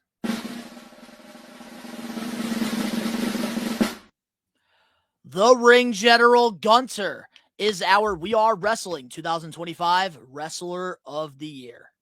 Bro, I have a prediction that he's not gonna lose a match the entire year of 2026. You think he's gonna go back to back? I think he's gonna be the legend killer. I think he's gonna, Rey Mysterio was talking about retiring, AJ Styles talking about retiring. Like, I mean, if you're gonna Jericho, like, I mean, come on, bro. Like, Gunther's the fucking guy. Like, he already retired Goldberg, he retired John Cena. Like, if they have him lose at all during the entire year, like, I feel like this whole thing is gonna fail. Like, you already failed John Cena's final run, you cannot fail this. I don't think they could fail this because what he did to John Cena in that final match, they have set this man up as the villain of WWE for years to come. Good. Very good. Yeah.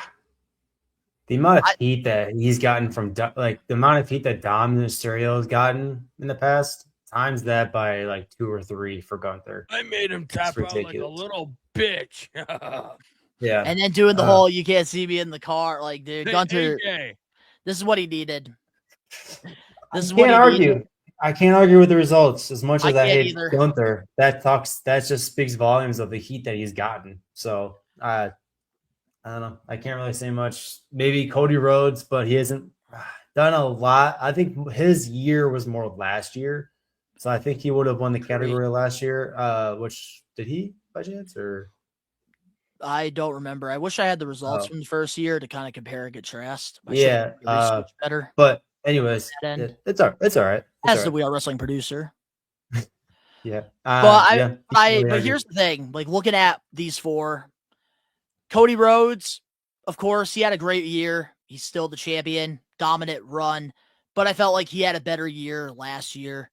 Hangman Adam Page, he did have a great moment winning the AEW World Champion, had great matches throughout the year as well.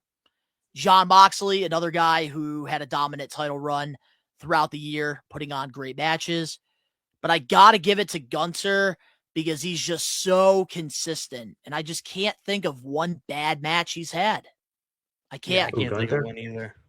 And especially the Saturday night main event with him and John Cena. That, to me, solidified him winning the Best Male Wrestler of 2025 because that was just a perfect ending to a perfect career with John Cena. And I think years from now, people are going to agree with the booking decision, having Gunther be the last guy. I think that it was the right decision and it was the right call. And I do stand by my opinion on that, whether it's popular or not. Gunther deserves this award. Gunther is the fucking man. And I'm going to pretend he didn't tap out to Jey Uso at WrestleMania. Yeah, I totally erased that from the record books. It never happened. Just like Danny winning the We Are Wrestling Championship this year. Yeah. That really did happen, bitch. We all won the title this year. But congratulations to Gunther on winning the 2025 Wrestler of the Year. And that is it for the We Are Wrestling Awards 2. 35 categories later. That is it. Now, I feel like we accomplished something, man. This episode is coming out. This episode is coming out on New Year's Eve. So the next time the We Are Wrestling Maniacs are going to see us is next year in 2026. Yeah. So I would love to just hear one takeaway that you guys have for the year 2025 when it comes to We Are Wrestling as a whole, because we got to see Dan Eddy. You got to join the team this past year. Danny, you made your return to the We Are Wrestling podcast this past year. The channel has grown, I believe, 2,000 subscribers this past year as well. And it's been a very, very fun, successful year for us. So I would love to get your final take on 2025 while we're still here. You know, there was we saw a lot of growth this year, man. We saw a lot of new subscribers, a lot of recurring subscribers, a lot of viewers. You know, we ended up taking the show live, you know, which is a suggestion that I had a while ago, but you were a little bit, you know, nervous about it at first or whatever, but now it's become like one of the best things to look forward to during the week. And I think we've had solid episodes and, you know, solid viewership. And, you know, I feel like our viewership has spiked. You know, I mean, if you look back at a lot of our episodes that were pre-recorded, compare and contrast to like what we do live, I mean, there's no comparison. You know, I think our numbers are fucking skyrocketed. So, you know, I feel like 2026, man, we just need to, you know, continue to grow. We need to continue to, you know, get bigger. We need to. One thing I would like for us to do is sort of like collaborate more with like other shows and other podcasts, and like, you know, like really get the We Are Wrestling brand, you know, noticed a little bit more. A little bit more out of the local area. I see what you're saying. All right, give it to us, Rookie. I would first like to say that thank you for having me on the podcast and deciding to, well, keep me actually once Danny showed up and, well, showed back up, I should say. And then thank you to the maniacs out there for giving me a warm welcome and not hating on me so much right away. But it's been such a blast, honestly, and I can't wait till next year. Donnie, you are one incredible producer and host, and I can't wait for our boy Rage to come back. And quick shout out to him. He will be back in 2026, and it's going to be sooner rather than later. Not going to spoil when he comes back, because we need to save that return moment so that he doesn't end up being like Eddie Kingston in like the worst AEW booked category. And then just for the podcast itself, it opened my eyes more to a lot of wrestlers. Like, I've been taking notes on wrestlers to check out for next year, even during this podcast right now. Like, Ken O'Gray was one of them. Who would I put? Miles Bourne, and what was his name? The Independence guy, Richard Holiday. Yeah, I forgot to write his name down, but Richard Holiday. I'm gonna check out his stuff more. The getting put over segments I had fun with, because a lot of the things that I did not know about when we were looking up the certain wrestler. I will say, I feel like you definitely revived the getting put over segments. Like, you definitely brought a lot of excitement to those segments with your analytics side of it. Yeah, I mean, you can't help with and then having you be the encyclopedia too. So, but I think as far as the 2025 year, I had a blast doing this podcast, even though it was like once a week or whatever. It's still just a, you know, distraction from the real world, whether, you know, that's the same reason why our viewers or listeners take time to, you know, watch our pretty faces talk about wrestling, or, you know, just doing whatever if their love for wrestling as well. So I will put a bow on 2025 and say this was an absolutely blast of a year, and I can't wait for 2026. So my final take on the year 2025. First off, I want to say I love each and every one of the We Are Wrestling Maniacs, all of our members on the channel, Angelo, Bradley, all the We Are Wrestling Maniacs that we see live every week, like Alex Johnson, Josh Toy Show, Kenneth. Love seeing all of these names. Tyrus, even, that is a part of Danny's live streams over on his YouTube channel. I love all the We Are Wrestling Maniacs because I feel like we've created such an awesome community, and that's why we do these awards. We're not the biggest wrestling YouTube channel out there, like the Wrestling Observer newsletter and other shows, But I felt like we have definitely built something special here. And I always say quality over quantity. And I just love our community of fans that are a part of the live watch alongs, that are a part of the live episodes, and even commenting on the videos, including the pre-taped episodes like this. Second, I love Rage, which I wish I could say this to him right now in person, because Rage has been such a huge help in growing We Are Wrestling, being the most consistent throughout the channel with the past couple of years, which this is like the first time, besides like our off season, where he's taken a break to really focus on things like outside of the content creating world. So I love Rage for all the sacrifices that he's done for We Are Wrestling. Danny Huckins, you're my brother. I love you. I appreciate you coming back to the We Are Wrestling podcast, because it never felt right when you left. And you coming back, me, you, and Rage, like we did starting episode 3 of this show. And now we're at 189 episodes.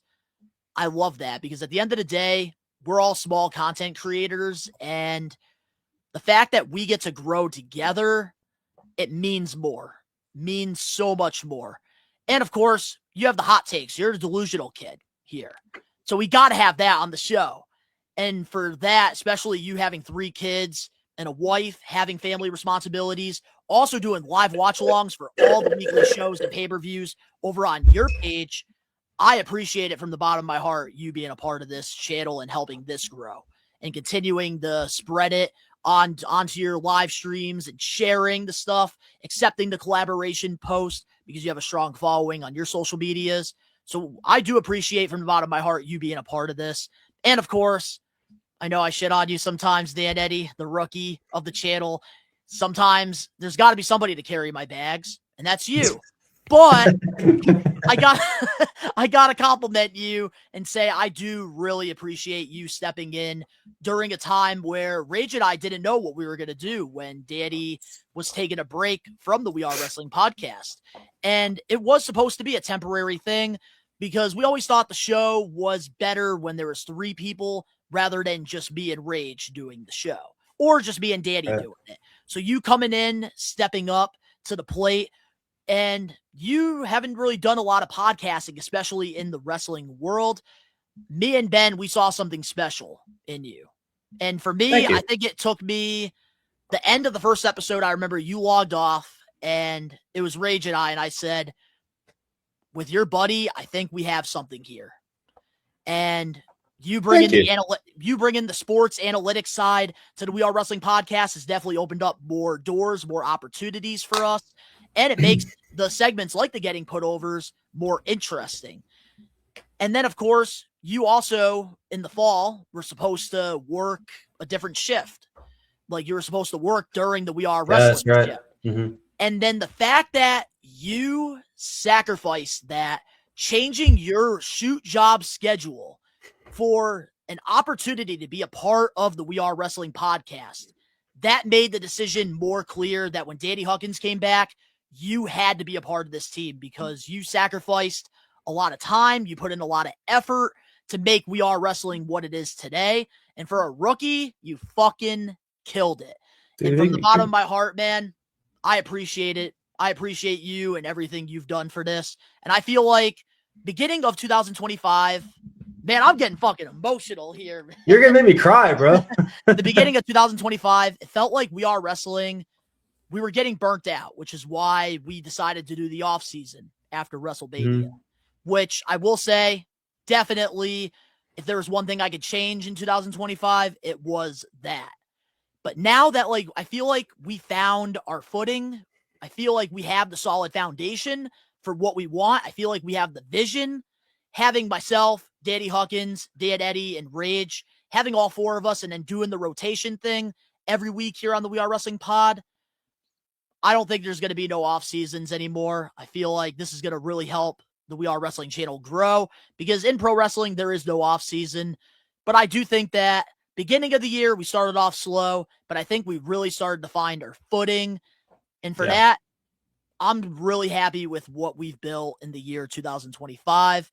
And none of this would be possible without the We Are Wrestling Maniacs, and none of this would have been possible without you guys, including Rage, who is currently on break. But when he comes back, he is going to be better than ever. Just like when Danny made his return. Better than ever. 100%, bro. So from the bottom of my heart, I want to thank all the We Are Wrestling Maniacs for making this possible, doing live episodes consistently for most of 2025, besides the off season, which we're going to completely forget those 3 weeks ever happened. Because you got to think about the good memories. We got to go back and just think about those, the good times. I don't even remember when they were, so. But overall, this has been a very successful year for We Are Wrestling, and I think next year, it's only going to go up from here. And I cannot wait to tell the We Are Wrestling Maniacs what we have in store for them. But we're going to wait until Rage comes back, and we'll probably do a whole announcement video when it's the 4 of us all together. But is there anything else, guys, before we close off our final episode of 2025? We got to watch some balls drop. Yeah, I hope everybody Not the Miz. Has a good New Year. Be safe. I do it's a little bit of a sad note. I do want to, send my condolences to Adam the Woo and his family and, everybody in that crew. Adam the Woo unfortunately passed away a week ago now. If you don't know him, he's, 700,000 subscribers. He was a YouTube content creator that literally posted a vlog every single day. And, it's really affected me in a weird way because, like, it was sort of my daily routine to watch his videos. And, he passed away about a week ago. So I do want to give a shout out to everybody that was, immediately affected by that. I don't want to, end on a somber note, but I do hope everybody has a happy and safe New Year. Be safe. Do not drink and drive. Get an Uber, Lyft, whatever it is. Have a designated driver. Have fun, but also be responsible.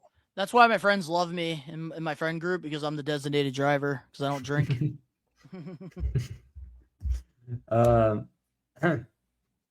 Going off of what Danny said, Happy New Year's, guys.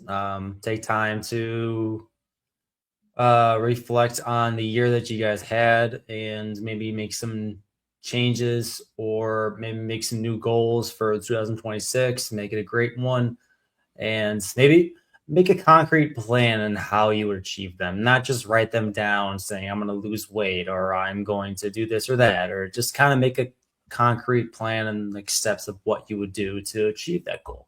But also be safe. You guys are going to go out on New Year's Eve and celebrate, watch the ball drop, go somewhere or whatnot. But yeah, let's end this year on a great note and look forward to 2026. And thank you. I hope that We Are Wrestling Maniacs, you guys all do stay safe. Don't drink and drive, like Dan Eddy have said here. That's one thing that we definitely could all agree on. We hope that you really do take the time as well, just like Dan Eddy said, reflect and come up with goals for the year 2026. Every year, I try to set my goals very high, and whether I succeed or fail, I always learn something in the way. And I do have some big goals for 2026 in my personal life and, of course, content creating. I want to get to 10K subs here on the We Are Wrestling channel. I also want to get the 10K subs over on my toy channel. That's been picking up a lot of momentum lately. And just overall, I want to just live in the moment more. That's like my personal resolution, because I feel like we do get lost in time when it comes to like our smartphones and technology, that we sometimes forget the little things. And I felt like throughout the year, especially during the John Cena farewell tour, like I felt like I got to live in the moment, especially him versus Gunter, because I wasn't going on like social media listening to what these stupid fucking marks had to say. I got to sit there and actually like watch it for myself and just live in that moment and enjoy it as a fan. Like I wasn't over analyzing, oh, what's going to happen to John Cena after this match, or what's going to happen to him after this or after that. I got to enjoy it and I got to live in the moment. Dude, what if John Cena becomes the manager next year? But I will say this, like, man, 2026 is going to be a great year, and I hope everybody stays safe, and congratulations to all the We Are Wrestling Maniacs that made it through 2025, whether it was good or bad. But to all the We Are Wrestling Maniacs out there worldwide, we appreciate all of you guys for tuning in, listening to this pre-taped episode of the We Are Wrestling podcast, the We Are Wrestling Awards 2. Congratulations to all the winners with these very, very important awards. So important. More important than the Slammies. More important than what Sports Illustrated gives you. Wrestling Observer Newsletter. The We Are Wrestling Awards, nothing tops it. Even though there's really no value to it. But it's something that our community gets to do, something that we just get to enjoy. But to all the We Are Wrestling Maniacs out there worldwide, if you're listening to this episode wherever you get your podcast, leave us a 5-star review, not just any review, a best one review, and download this episode. Give us a follow over on Facebook, Instagram, X, and TikTok for additional clips, additional content, interview clips, and of course, wrestling news. If you're not subscribed to the We Are Wrestling YouTube channel where you get the best pro wrestling content, recommend you guys to hit that subscribe button now, turn on the post notifications, because the next time we go live will be for Monday Night Raw in Barkley, because it is going to be the 1-year Netflix anniversary show. So I'll be live here watching it. And then, of course, Wednesday, January 7th, next Wednesday, the We Are Wrestling podcast, first episode of the new year, is going to be live 5 p.m. Eastern Standard Time, normal time slot. So if you want to stay up to date with everything, turn on those post notifications and hit that subscribe button now. Links down in the description box below. You can go follow me over on my toy page, over on my social medias. You can go check that out. Link below. Danny Huckins doing additional content over on his YouTube channel, which he does have right there, Danny Huckins PW, which you don't get the weekly show watch-alongs, only the special ones here on We Are Wrestling. Danny, it doesn't matter if it's a Christmas episode of Monday Night Raw, he's going live. If it's a pay-per-view, WWE or AEW, he's going live. Danny is always live no matter what over on his YouTube channel. So go check out Danny Huckins PW, link down below.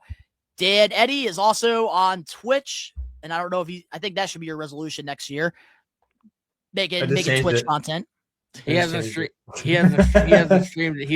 in 28 years, but you know what? He's gonna start 2026. Speaking of goals for 2026, there you go. There you go. That's your goal right there. You gotta set him high, bro. And Danny, what else do we have to plug Instagram wise for Dan Eddy? But it's private. Oh yeah, I mean, you can try and add him, but if he doesn't accept you, I don't know what to tell you. Follow me on Twitter though. Go cry a river, like Jack Perry would say. All the links are down in our description box below, including the We Are Wrestling social medias. But to all the We Are Wrestling Maniacs out there worldwide, we hope you have a safe and happy New Year's. Cheers to 2026. Take it easy, guys.